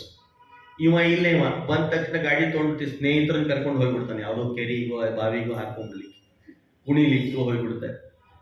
ಅದಕ್ಕೆ ಹೇಳ್ತಾರೆ, ಮಕ್ಕಳಿಗೆ ಮೊದಲು ಅಪಾಯಿಂಟ್ಮೆಂಟ್ ಲೆಟರ್ ಬಂತು ಅಂದ್ರೆ ತಂದೆ ತಾಯಿಗಳನ್ನ ಹುಡ್ಕೊಂಡು ಹೋಗಿ ನಮಸ್ಕಾರ ಮಾಡಿ ಹೀಗೆ ಬಂದದ ಅಂತ ಹೇಳ್ಬೇಕಂತ ರಾಮ ಸಂದೇಶ ಕೊಡ್ತಿದ್ದಾರೆ. ಅಮ್ಮ ಹೀಗೊಂದು ಬಂದಿದೆ, ನೀನು ನನಗೆ ಅದನ್ನು ನಿಭಾಯಿಸುವಂತಹ ಶಕ್ತಿ ಬೇಕು, ಅದಕ್ಕೆ ಆಶೀರ್ವಾದ ಮಾಡು ಅಂತ ನಮಸ್ಕಾರ ಮಾಡಿದೆ ಅಂತ ಕೌಸಲ್ಯಗೆ ರಾಮ ಹೇಳಿಬಿಟ್ಟಂತೆ. ಎಲ್ಲಿಲ್ಲದ ಆನಂದ ಕೌಸಲ್ಯಗೆ ಅಲ್ರಿ. ಮಗ ಸಿಂಹಾಸನದಲ್ಲಿ ಕೂಡ್ತಾನೆ ಅಂತಂದ್ರೆ ತಾಯಿ ಕರಳು ಹೇಗಿರ್ಲಿಕ್ಕಿಲ್ಲ. ತತ್ಕಾಲದಲ್ಲೇ ಫೋನ್ ಮಾಡಿದ್ಲಂತ, ಏನು ಮಹಿಳಾ ಮಂಡಳಿ, ಎಲ್ಲ ಮಹಿಳಾ ಮಂಡಳಿ ಕರೆಸಿದ್ಲಂತ ಅಯೋಧ್ಯೆಗೆ. ಯಾಕೆ? ದಶರಥ ಅಯೋಧ್ಯೆ ಶೃಂಗಾರ ಮಾಡ್ತಿದ್ದಾನೆ, ಇಡೀ ಅಯೋಧ್ಯೆ ಶೃಂಗಾರ ಆಗ್ತಿದೆ. ಎಲ್ಲಿ ನೋಡಿದ್ರು ಪುಷ್ಪಗಳನ್ನ, ತೋರಣಗಳನ್ನ ಕಟ್ಟಿ ಮಾಡಿ ಋಷಿಗಳು, ಮುನಿಗಳು, ಎಲ್ಲರನ್ನೂ ಕರೆಸ್ಲಿಕ್ಕೆ ಆಜ್ಞೆ ಮಾಡಿದ್ದಾನೆ ದಶರಥ. ನಾಳೆ ರಾಮನ ಪಟ್ಟಾಭಿಷೇಕ ಅಂತ ದಶರಥ. ಕೌಸಲ್ಯ ಈಕಿ ಮಗ ಮಗ ನನ್ನ ಮಗ ಮಗ ಮಗ ನನ್ನ ಮಗನ ಪಟ್ಟಾಭಿಷೇಕ ರಾಮ, ನಾಳೆ ಪಟ್ಟಾಭಿಷೇಕ ರಾಮಂದು ಅಂತ ಅವಳು ಎಲ್ಲಿಲ್ಲದ ಆನಂದ, ಸಂತೋಷ. ಉಡಿ ತುಂಬ್ತೀನಿ, ಅರ್ಶನ ಕುಂಕುಮ ಕೊಡ್ತೀನಿ, ನಾನು ಅದು ಮಾಡ್ತೀನಿ, ದಾನ ಮಾಡ್ತೀನಿ, ಧರ್ಮ ಮಾಡ್ತೀನಿ, ಇವಳ ಮರ ಬಾಗಣ ಕೊಡ್ತೀನಿ. ಇಡೀ ಊರಿನ ಮಹಿಳೆಯರನ್ನ ಕರೆಸಿ ಅವಳು ದೊಡ್ಡ ರಂಪಾಟನೆ ನಡೆಸಿದ್ಲು. ಯಾಕಂದ್ರೆ ಮಗ ಪಟ್ಟಾಭಿಷೇಕ ನಾಳೆ, ತಾಯಿ ಬಿಟ್ಟಾಳ. ಎಲ್ಲರೂ ಕಿಕ್ಕಿರಿದಿದ್ದಾರೆ ಕೌಸಲ್ಯ ಮನೆ ಎದುರಿಗೆ, ಲೈನ್ ಹಚ್ಚಿದೆ ಅಂತೆ. ಇಡೀ ಅಯೋಧ್ಯೆ ಶೃಂಗಾರ ಆಗಿದೆ, ಎಲ್ಲಿ ನೋಡಿದ್ರು ಪುಷ್ಪ ಮಾಲೆಗಳು, ತೋರಣಗಳು, ಎಂಥ ವೈಭವ ಅಯೋಧ್ಯೆ. ಕುಣಿದು ಕುಪ್ಪಳಿಸ್ತಿದ್ದಾರೆ ಜನ, ರಾಮ ಪಟ್ಟಾಭಿಷೇಕ ಅಂತ ಕುಣಿತಿದ್ದಾರೆ. ಎಂಥ ವೈಭವ ಇರ್ಲಿಕ್ಕಿಲ್ಲ. ಆವಾಗ ಕೌಸಲ್ಯ ಮನಿ ಎದುರಿಗೆ ಒಬ್ಬಳು ಮನಿ ಇತ್ತಂತ. ಯಾರು? ಕೈಕೇಯಿ. ಅವಳು ಮನೆಯೊಳಗೆ ಒಬ್ಬಳು ಸೇವಕಳಿದ್ಲಂತ, ಮಂಥರೆ. ಅವಳು 9 ವಾರಿ ಸೀರೆ ಒಣ ಹಾಕ್ಲಿಕ್ಕೆ ಬಾಲ್ಕನಿಗೆ ಬಂದಿದ್ಲಂತ. ನೋಡಿದ್ರೆ ಅವಾಗ 9 ಇದ್ವು, ಈಗ 6 ಆಗಿ 6 ಹೋಗಿ 3 ಆಗ್ಯಾವ. ಈಗ 9 ವಾರಿ ಸೀರೆ ಇರ್ತಿದ್ವು. ಒಣ ಹಾಕ್ಬೇಕು ಅಂದ್ರೆ ಎತ್ಕೊಂಡು ಹೋಗೋದ ಕಷ್ಟ. ಈಗಿನ ಕಾಲದವ್ರಿಗೆ ಎತ್ಕೊಂಡು ಎಷ್ಟು ವಜ್ಜದ ಸೀರೆ ಅಂತ ನಾವು ಬೈತೀವಿ. ನೀರು ಬೇರೆ ಸೀರೆ ಇರ್ತಲ್ಲ ವಜ್ಜದು, ಅದನ್ನ ತಗೊಂಡು ಹೋಗಿ ಒಣ ಹಾಕ್ಬೇಕು. ಆ ಕೆಲಸ ಮಂಥರೆ ಮಾಡ್ತಿದ್ಲು. ನೋಡ್ರಿ, ಮಂಥರೆ ಸೀರೆ ಒಣ ಹಾಕಬೇಕು ಅಂತ ಬಾಲ್ಕನಿಗೆ ಬಂದ್ರೆ ಇಡೀ ಅಯೋಧ್ಯೆ ಶೃಂಗಾರ ಆಗಿದ್ದು ಕಣ್ಣಿಗೆ ಬಿತ್ತಂತ ಮಂಥರೆ. ಸಿಟ್ಟು ಬಂತವಳಿಗೆ. ಮುಂದೆ ಬಗ್ಗಿ ನೋಡ್ತಾಳೆ, ಕೌಸಲ್ಯ ಮನೆ ತುಂಬ ಸುಮಂಗಲಿಯರು ತುಳುಕ್ತಿದಾರಂತ. ಇನ್ನೂ ಸಿಟ್ಟು ಬಂತು. ಇದೇನು ನಡೆದ ಅಯೋಧ್ಯದಾಗ, ಏನ್ ನಡೀತಿದೆ ಇಲ್ಲಿ ಅಂತ ಅಲ್ಲಿ ಮ್ಯಾಲಿಂದಲೇ ಒದರಿದ್ಲಂತೆ ಕೈಕೇಯಿ ಮಂಥರೆ. ಯಾರೋ ಹೇಳಿದ್ರಂತ ದಾಟಿ, ಗೊತ್ತಿಲ್ಲ ನಿನಗೆ ಏನ್ ನಡೀತಿದೆ, ಅರೆ ನಾಳೆ ರಾಮ ಪಟ್ಟಾಭಿಷೇಕ ಅಂತ ಒದರಿ ಬಿಟ್ರಂತ ತಳ. ಸಿಟ್ಟು ಬಂತು ನೋಡ್ರಿ. ಅರ್ಧಮರ್ಧ ಸೀರೆ ಒಣ ಹಾಕಿ ಬಿಸಾಡಿ ಒಳಗೊಂಡಿದ್ಲಂತ ಕೈಕೇಯಿ. ಉಸುರು ಗಟ್ಟು ಹಾಕಿ ಒದರಿದ್ಲಂತೆ ಕೈಕೇಯಿ ಒದರ್ಲಿಕ್ಕಂತ.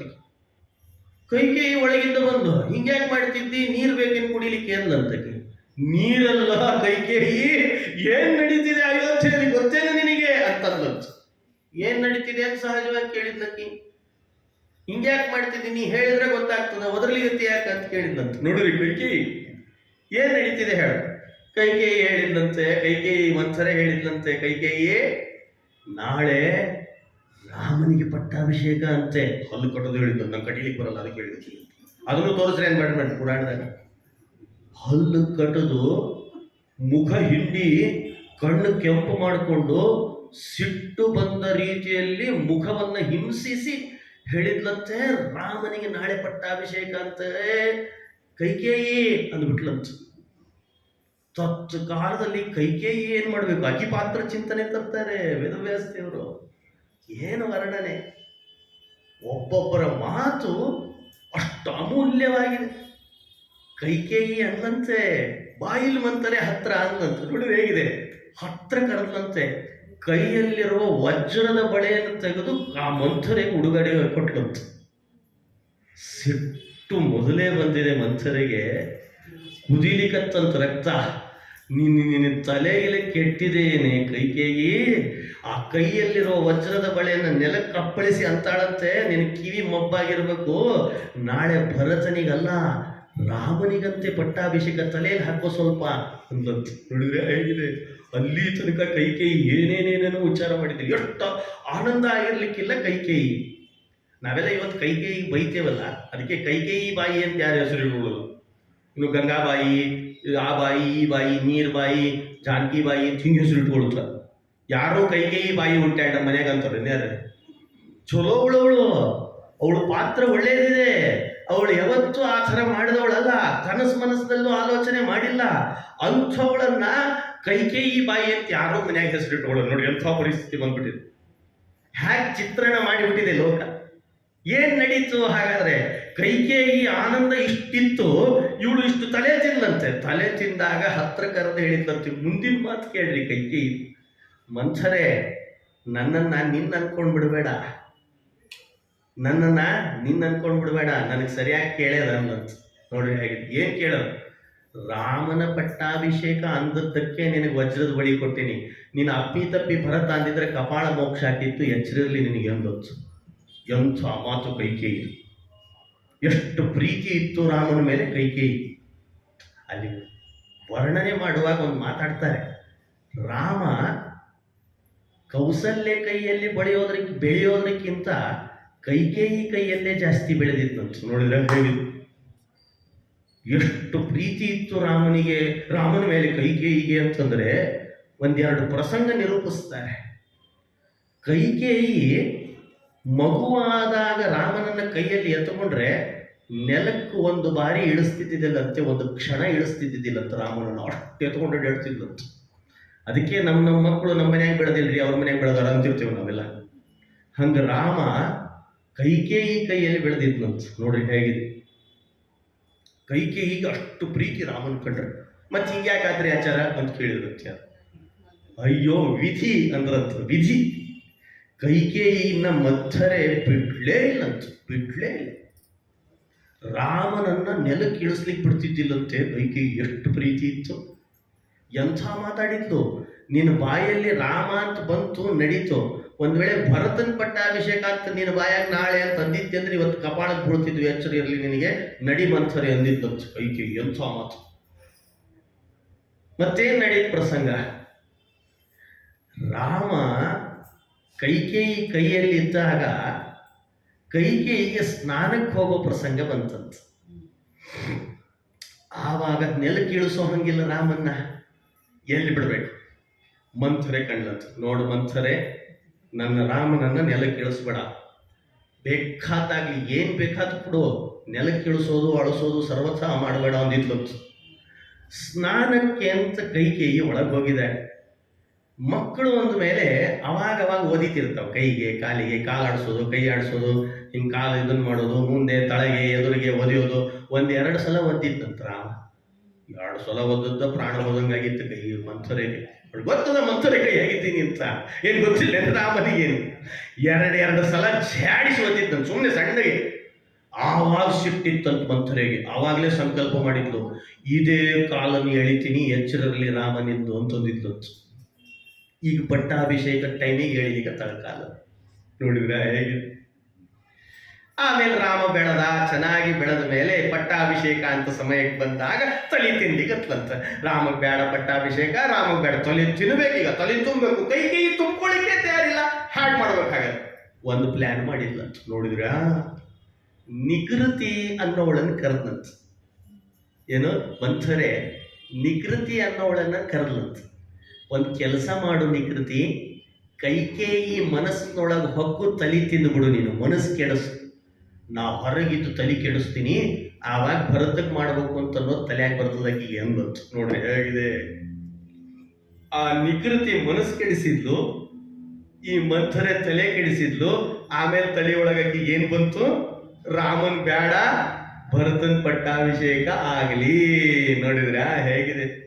ಅದಕ್ಕೆ ನಾವು ಒಳ್ಳೆ ಕೆಲಸ ಮಾಡುವಾಗ ನಮ್ಮ ಜೊತೆನೆ ಇಬ್ರು ಇರ್ತಾರಂತ. ಒಬ್ರು ತಲಿ ಕೆಡಿಸೋರು, ಒಬ್ರು ಮನಸ್ಸು ಕೆಡಿಸೋರು. ನೋಡಿದ್ರ ಹೇಗಿದೆ ರಾಮಾಯಣ ಎಂಥ ಸಂದೇಶ ಕೊಡ್ತದೆ. ನಾವೇನಾದ್ರೂ ಮನೆಯಲ್ಲಿ ಒಳ್ಳೆ ಕಾರ್ಯ ಮಾಡುವಾಗ ನಮ್ಮ ಜೊತೆ ಯಾರಿಬ್ರು ಇರ್ತಾರೆ?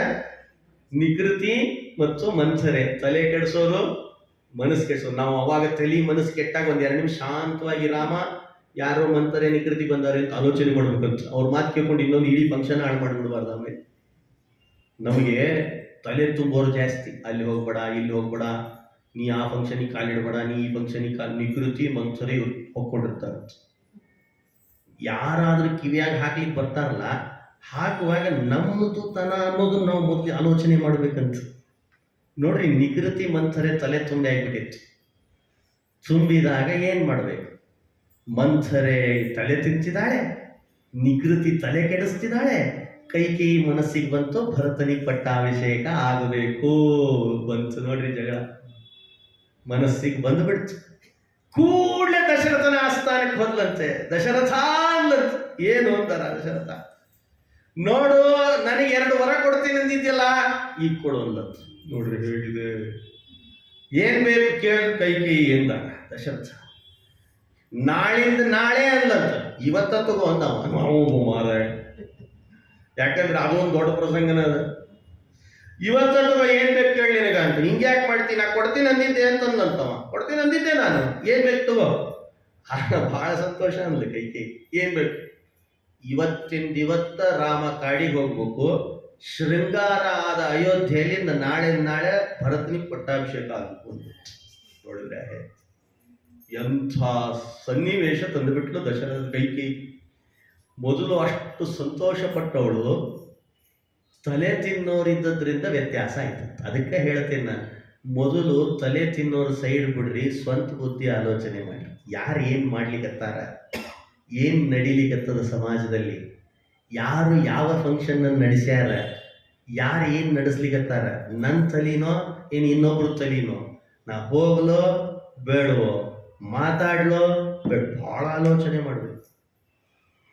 ಕೈಕೇಯಿ ಮಾಡಿದ ಈ ಸಮಯಕ್ಕೆ ದಶರಥ ಕುಸಿದು ಬಿದ್ದಂತ. ನೋಡಿ ಎಂಥ ಮಾತು, ಕುಸುದೇ ಬಿದ್ದ.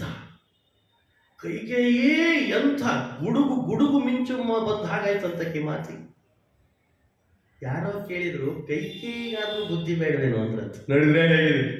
ನಿಕೃತಿ ಮಂಥರೆ ಬಿಡ್ರಿ ಆಚಾರ, ಕೈಕೇಯಿ ಅದಕ್ಕೆ ಅಂತಾರೆ ಸ್ವಂತ ಬುದ್ಧಿ ಏನು ಬೇಡವಾ? ಅಷ್ಟು ಪ್ರೀತಿ ಇತ್ತು, ಹಿಂಗ್ಯಾಕಾಯ್ತು?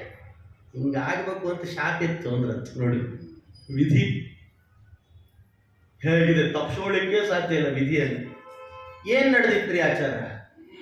10 ನಿಮಿಷದ್ರಿ ಆಚಾರ, 8ಕ್ಕೆ ಮುಗಿಸ್ರಿ, ಲಘು ಅಂತವ್ರು ಕೆಲವರು ಮುಗಿಸ್ಬೇಕು. ಕೈಕೇಯಿ ಕೇಕ ದೇಶದ ರಾಜನ ಮಗಳು. ರಾಜ ಮಗಳಿಗೂ ಒಂದು ಸ್ವಲ್ಪ ಪುಣ್ಯ ಬರಲಿ ಅಂತ ಒಂದು ದಿವಸ ಆಲೋಚನೆ ಮಾಡಿದ್ನಂತ. ಏನ್ ಆಲೋಚನೆ?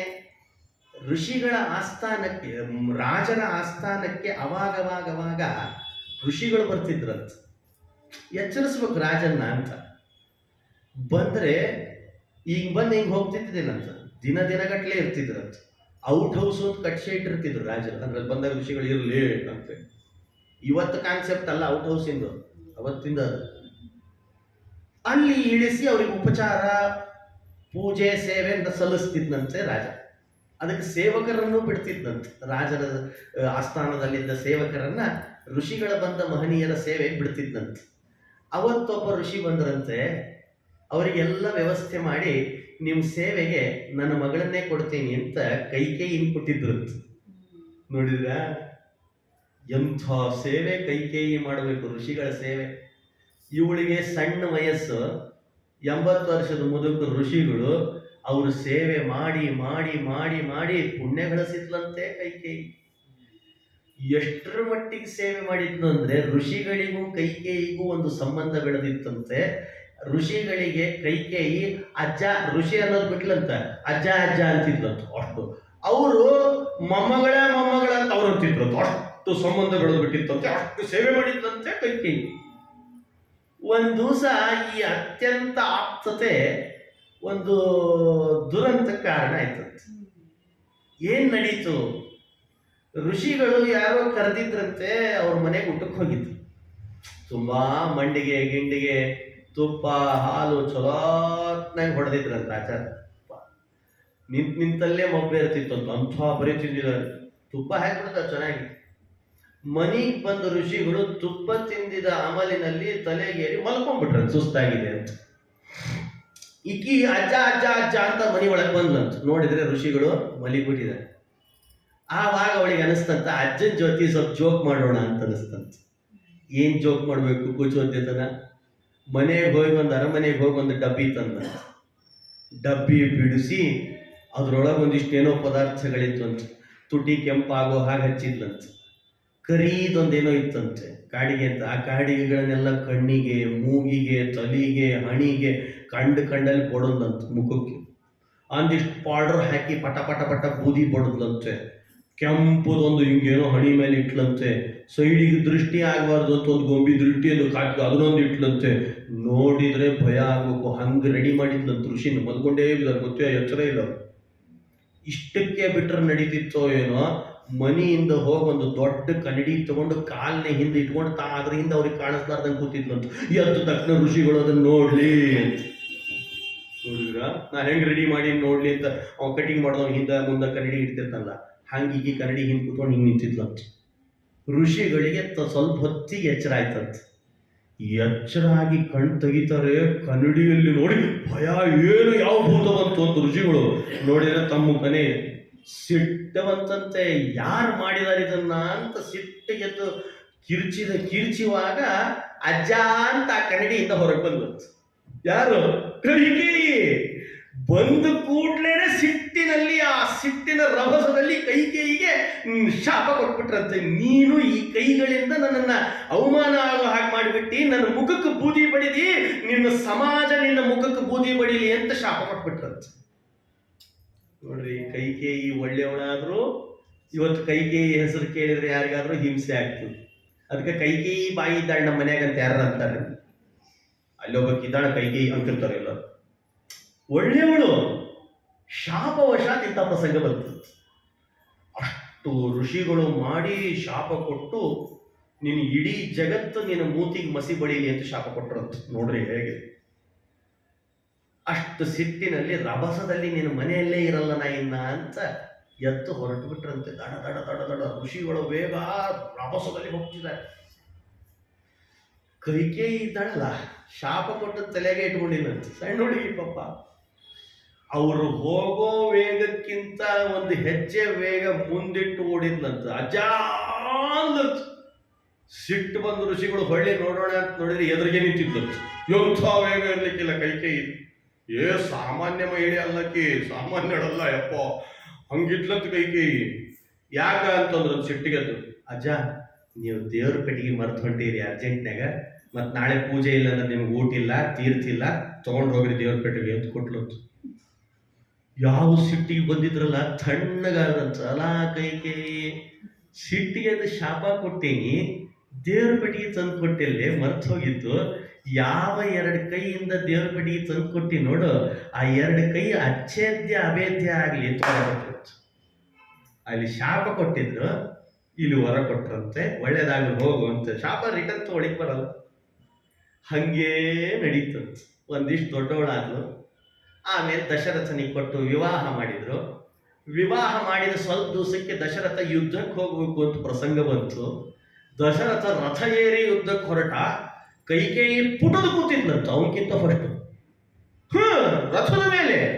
ದಶರಥ ಅಂದ, ನಾನು ಜಾಯ್ನಿಂಗ್ ಮಾಡ್ಲಿಕ್ಕೆ ಹೊಂಟಿಲ್ಲ, ಎಲ್ಲೋ ಉದ್ಯಾನವನಕ್ಕಲ್ಲ, ಯುದ್ಧಕ್ಕೆ ಹೊಂಟೀನಿ, ನಿಂದೇನು ಕೆಲಸ ಇಳಿ ಅಂದಂತು.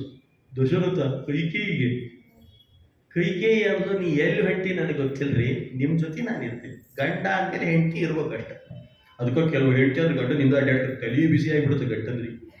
ಅಲ್ಲಿ ಹೋದ್ರು ಬರ್ತಾಳಿಕೆ ಅಂತಿರ್ತಾರೆ ಕೆಲವರು. ಆಮೇಲೆ ಬಿಟ್ಟಾಗ್ಬಿಟ್ರು. ಮನ್ಯಾಗ ಧಾರಾವಾಹಿ ಸ್ಟಾರ್ಟ್ ಆದ್ಮೇಲಿಂದ ಗಂಡ ಯಾರೋ ಮನೆಯಾಗ ಕೂತಿರ್ತಾರೆ. ಆಮೇಲೆ ಕೈಕೇಯಿ ಬೆನ್ನ ಹತ್ತಿದ್ಲಂತೆ. ದಶರಥ ನಿನ್ ಜೊತೆ ಬರ್ತೀನಿ, ನಿನ್ ಜೊತೆ ಬರ್ತೀನಿ, ನಿನ್ ಜೊತೆ ಬರ್ತೀನಿ, ನಿನ್ ಜೊತೆ ಬರ್ತೀನಿ. ಎಂಥ ಹೆಂಡತಿ ನೋಡ್ರಿ. ಯಾಕೆ? ಏನೇ ಇರಲಿ ನಿಮ್ ಜೊತೆ ಬರ್ತೀನಿ, ನಾನಂತೂ ಯುದ್ಧಕ್ಕೆ ಬರ್ತೀನಿ ಎಲ್ಲಕ್ಕೆ. ನೋಡ್ರಿ ಎಂಥ ಮಹಿಳೆ. ಯುದ್ಧಕ್ಕೆ ಹೋದ್ಲಂತ. ರಭಸದಲ್ಲಿ ಹೋಗ್ತಾ ಇದೆ ರಥಧರ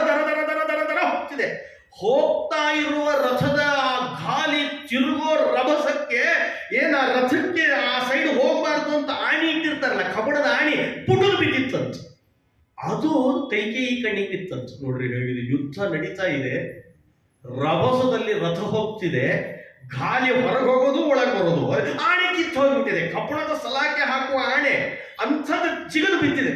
ಏನ್ ಮಾಡ್ಬೇಕು? ಅದು ಕೈಗೆ ಬಿದ್ದಿದೆ, ಕೈ ಕಣ್ಣಿಗೆ ಕಾಣಿಸ್ತಿದೆ ಕೈಕೇಯಿಗೆ. ತತ್ಕಾಲದಲ್ಲಿ ಒಂದು ಚಕಾರ ಮಾತಾಡ್ಲಿಲ್ಲಂತೆ, ಯಾವ ಕಬ್ಬಣದ ಸಲಾಕೆ ಹಾಕುವ ಆಣೆ ಹಾಕುವ ಜಾಗಕ್ಕೆ ತನ್ನ ಕೈಯನ್ನು ಹಾಕೊಂಡು ಕೂತಿದ್ಲಂತೆ ಇಡೀ ಯುದ್ಧ ಮುಗಿಯೋ ತನಕ.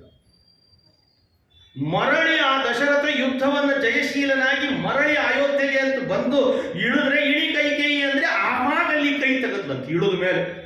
ಏನೇ ಕೈಕೇಯಿ ಅಂದ ಅವ, ಏನಿದು ಕಬ್ಬಣದ ಸಲಾಕೆ ಹಾಕೋದ್ರಲ್ಲಿ ಕೈ ಹಾಕೊಂಡು ಕೂತಿಯಲ್ಲೇ, ಏನಿಂದ ನಿನ್ನ ಶೌರ್ಯ ಅಂತ ಕೇಳಿದ್ದಂತೆ. ಅವಾಗಕ್ಕೆ ಹೇಳಿದ್ಲು, ಇಲ್ಲಿಂದ ಹೊರಟ್ವೆಲ್ಲ, ಸ್ಟಾರ್ಟ್ ಆಗುವ ಯುದ್ಧದ ಪ್ರಾರಂಭದಲ್ಲಿ ಆಣಿ ಬಿದ್ದು ಹೋಗಿತ್ತು, ಎಲ್ಲಿ ನೀವು ಯುದ್ಧದ ಮಧ್ಯದಲ್ಲಿ ತಳಗ್ ಬಿದ್ದು ಮರಣ ಆಗ್ತದೋ ಎನ್ನುವಂಥ ಭಯದಿಂದ ಕೈ ಹಾಕೊಂಡು ಕೂತಿದ್ದೆ ಅಂತ. ಭಲೆ ಕೈಕೇಯಿ ಅಂತ. ಭಲೆ ಇಂಥ ಹೇಳ್ತೇನಿರಬೇಕು. ಕೆಲವರು ಸಲಾಕೆ ತೆಗೆದು ಕಳಿಸೋರು ಇರ್ತಾರೆ, ಹೋಗ್ಬಿಡ್ರಿ ಅಲ್ಲೇ ಅಲ್ಲೇ ಅಷ್ಟು ಕಾಡಿರ್ತಾರೆ ಗಂಡದು. ಎಂಥ ಭಲೆ ಭಲೆ ಕೈಕೇಯಿ, ನೀ ಕೇಳು ಒಂದು. ಇವನ ದಡ್ತನ ಮಾಡಿದ್ದ. ಕೈಕೇಯಿ ನೀ ಹೊರ ಕೇಳಿ, ಎರಡು ಕೇಳು ಅಂತ ನಿಂತ. ಆಕಿ ಚಲೋ ಆಗ್ಯದಂತ ಒಂದೆರಡು ಬಾಳೆಹಣ್ಣು ಕೊಟ್ಟಿದ್ರು ಹೋಗ್ತಿದ್ಲಕ್ಕಿ. ಬಾಳೆಹಣ್ಣು ಚಾಕ್ಲೇಟೋ ಏನೋ ಕೊಟ್ಬಿಟ್ಟಿದ್ರೆ ಹೋಗ್ಬಿಡ್ತಿದ್ಲು ಪಾಪ. ಹೆಂಡತಿ ಅಂದ್ರೆ ಬಾಳೆಹಣ್ಣು ಕೇಳಲ್ರಿ, ಏನೂ ಕೇಳಲ್ಲ. ಒಂದು 10 ರೂಪಾಯಿದು ಏನಾರು ರೋಡ್ನಾಗಿಂದ ಗೋಲ್ಡ್ ಅಂತ ತಂದ್ಬಿಟ್ರು ಆನಂದ ಬಿಡ್ತಾವು. ಸ್ವಲ್ಪ ಕೊಡಿಸ್ಬೇಕಟ್ಟ ನೀವು ಅವಾಗ. ತಗಡಿಗೆ ಬೇಕಾದ್ರೆ ಬಂಗಾರದ ಬಣ್ಣ ಹೊಡ್ಕೊಡ್ರಿ, ಎಷ್ಟು ಅಂತ ಅಂದ್ಕೊಟ್ಟ ನಮ್ಗೆ ಅವಾಗ ಕೊಡ್ತಿರ್ಬೇಕಂತ ತಗಡು ಅಂದ್ರೆ ಸಂತೋಷ ಪಡ್ತಾರೆ ಅವರು. ಕೈಕೇಯಿ ಏನೂ ಕೇಳಿದ್ದಿಲ್ಲ, ಸುಳ್ಳು ಏನ್ ಕೇಳಿ ನಿನಗೆ ಅಂದ್ಬಿಟ್ಟ. ನನಗೆ ನೀ ಕೇಳು, ನನಗೆ ಹೊರ ಕೊಡ್ಬೇಕು ಅಂತಿದೆ, ಕೇಳಿ ಹೇಳೋರು, ಸಮಯ ಬಂದಾಗ ಕೇಳ್ತೀನಿ ಎಂದಿಲ್ಲ ಅಂತ ನಡೆದ್ರೆ. ಎಂಥ ಪ್ರಸಂಗ! ಯಾವಾಗ ಋಷಿಗಳು ನಿನ್ನ ಕೈ ಅಚ್ಛೇದ್ಯ ಅಭೇದ್ಯ ಆಗಲಿ ಅಂತ ಹೊರ ಕೊಟ್ಟಿದ್ರಲ್ಲ, ಗಂಡನನ್ನು ಬದುಕಿಸುವ ಪ್ರಸಂಗದಲ್ಲಿ ತನ್ನ ಕೈ ಅಚ್ಛೇದ್ಯ ಅಭೇದ್ಯ ಅಂದ್ರೆ ಏನರ್ಥ, ಮುರಿನೂಬಾರದು ತುಂಡು ಆಗಬಾರದು ಅಂತ ಹೊರ ಕೊಟ್ಟ ವರ, ಅದು ಗಂಡನ ಬದುಕಿಸುವ ಪ್ರಸಂಗದಲ್ಲಿ ಅದು ಹೆಲ್ಪ್ ಆಯ್ತಂತ. ಒಂದೇನಾದ್ರೂ ಪುರಾಣ ವ್ಯಕ್ತಪಡಿಸ್ತದೆ ಅಂತಂದ್ರೆ, ಒಂದು ಚಿತ್ರಣ ತಂದು ಕೊಡ್ತದೆ ಅಂದ್ರೆ ಹಿನ್ನೆಲೆ ಇರ್ತದೆ, ಅದಕ್ಕೆ ಪುರಾಣ ಅಂತ ಕರೆಯೋದು. ಉದೋ ಹೇಳ್ಕೊತ ಹೋಗ್ಬಿಟ್ರೆ ಅದು ಪುರಾಣ ಅಲ್ಲ. ನೀವು ಹಂಗ ಕೇಳ್ಬಿಡ್ತೀರಿ, ಏನ್ ಮಾಡ್ಕೊ ಕೇಳಿ ಕೇಳಿ ಅಭ್ಯಾಸ. ಇವತ್ತಿನ ಈ ಪ್ರವಚನವನ್ನು ಅದು ಅಚ್ಛೇದ್ಯ ಅಭೇದ್ಯವಾಯಿತು ಕೈಕೇಯಿ ಕೈ. ಆಮೇಲೆ ಮಸಿ ಬಡೀರಿ ಅಂತ ಅವಾಗ ಮೊದಲನೇ ಶಾಪ ಇತ್ತಲ್ಲ, ರಾಮನ್ ಕಾಡಿ ಕಣಿಶಾಳಿಕಿ ಅಂತ ಮಸಿ ಬಡಿತಂತ ಸಮಾಜ ಅಂತ. ಮುಂದೆ ಬಹಳ ಚೆನ್ನಾಗಿದೆ, ಇನ್ನೂ ಕಥೆ ಬಹಳ ಚೆನ್ನಾಗಿ ನಡೀತದೆ. ಒಬ್ಬೊಬ್ಬರೇ ಬರಬೇಡ್ರಿ ಪುರಾಣಕ್ಕೆ. ಮಾರ್ಕೆಟ್ಗೆ ಇಬ್ಬಿಬ್ರು ಹೋಗ್ತಿರಿಲ್ಲ, ಎಲ್ಲರ ಮಾಲಿಗೆ ಹೋಗುವಾಗ ಇಬ್ಬಿಬ್ರು ಹೋಗ್ತಿರಿಲ್ಲ, ಸೇಫ್ಟಿಗೆ ಒಬ್ಬ ಬೇಕು ಅಂತ ಕರ್ಕೊಂಡು ಹೋಗ್ತಿರ್ತಾರೆ. ಹಂಗೆ ಪುರಾಣಕ್ಕೆ ಹೋಗುವಾಗ ಒಬ್ಬೊಬ್ಬರ ಬರಬೇಡ್ರಿ, ಸೇಫ್ಟಿಗೆ ಅಕ್ಕಪಕ್ಕದ ಮನೆಯವ್ರನ್ನ ಎಳ್ಕೊಂಬರ್ರಿ, ನಿಮಗೂ ಪುಣ್ಯ ಅವರಿಗೂ ಪುಣ್ಯ ಅಂತ ಹೇಳ್ತಾ, ಇವತ್ತಿನ ಈ ಸೂರ್ಯವಂಶದ ರಾಜರ ಕಥೆಯ ಈ ಪುರಾಣವನ್ನು ಇನ್ನೂ ಅನೇಕ ದಿವಸಗಳು ಇದೆ. ಇವತ್ತಿನ ಈ ಪುರಾಣವನ್ನು ಸರಿಯಾದ ಸಮಯಕ್ಕೆ ಪ್ರಾರಂಭ ಮಾಡಿ ಸರಿಯಾದ ಸಮಯಕ್ಕೆ ಮುಗಿಸ್ಬೇಕು ಅಂತ ಅನ್ನೋ ಅಭ್ಯಾಸ ತಂದೆ ಹಾಕಿಕೊಟ್ಟಿದ್ದಾರೆ. ಆದ್ದರಿಂದ 8 ಆಗ್ಲಿಕ್ಕೆ ಬಂತು. ಗುರುಗಳು ಅಂತ ಹೇಳಿದ್ರೆ ಪಂಚಮ ಪರ್ಯಾಯ ಮಾಡಿದ ರಾಮ ಜನ್ಮಭೂಮಿಯಲ್ಲಿ ರಾಮ ಲಲ್ಲಾನನ್ನ ಆಗಲೇ ಪ್ರತಿಷ್ಠೆ ಮಾಡಿದ ಪರಮ ಪೂಜ್ಯ ವಿಶ್ವೇಶತೀರ್ಥರು, ಅವರ ಅಂತರ್ಗತರಾದ ತೊರವಿಗಲ್ಲಿ ರಾಯರು, ಅವರ ಅಂತರ್ಗತರಾದ ಮುಖ್ಯ ಪ್ರಾಣದೇವರು, ಅವರ ಅಂತರ್ಗತರಾದ ಲಕ್ಷ್ಮೀ ಸಹಿತನಾದ ಶ್ರೀನಿವಾಸ, ತದಭಿನ್ನನಾದ ಭಾಗವತ ಪ್ರತಿಪಾದ್ಯನಾದ ಇವತ್ತು ಕೇಂದ್ರಭೂತನಾದ ಶ್ರೀ ರಾಮ, ಅವನ ಪಾದಕಮಲಗಳಲ್ಲಿ ಇವತ್ತಿನ 4 ವಾಕ್ಕುಸುಮಗಳನ್ನು ಸಮರ್ಪಣೆ ಮಾಡಿದ್ದೇನೆ. ಶ್ರೀ ಕೃಷ್ಣಾರ್ಪಣಮಸ್ತು. ಹರಯೇ ನಮಃ, ಹರಯೇ ನಮಃ, ಹರಯೇ ನಮಃ. ಕುರುಭುಂಶ್ವ ಚ ಕರ್ಮ ನಿಜಂ ನಿಯತಂ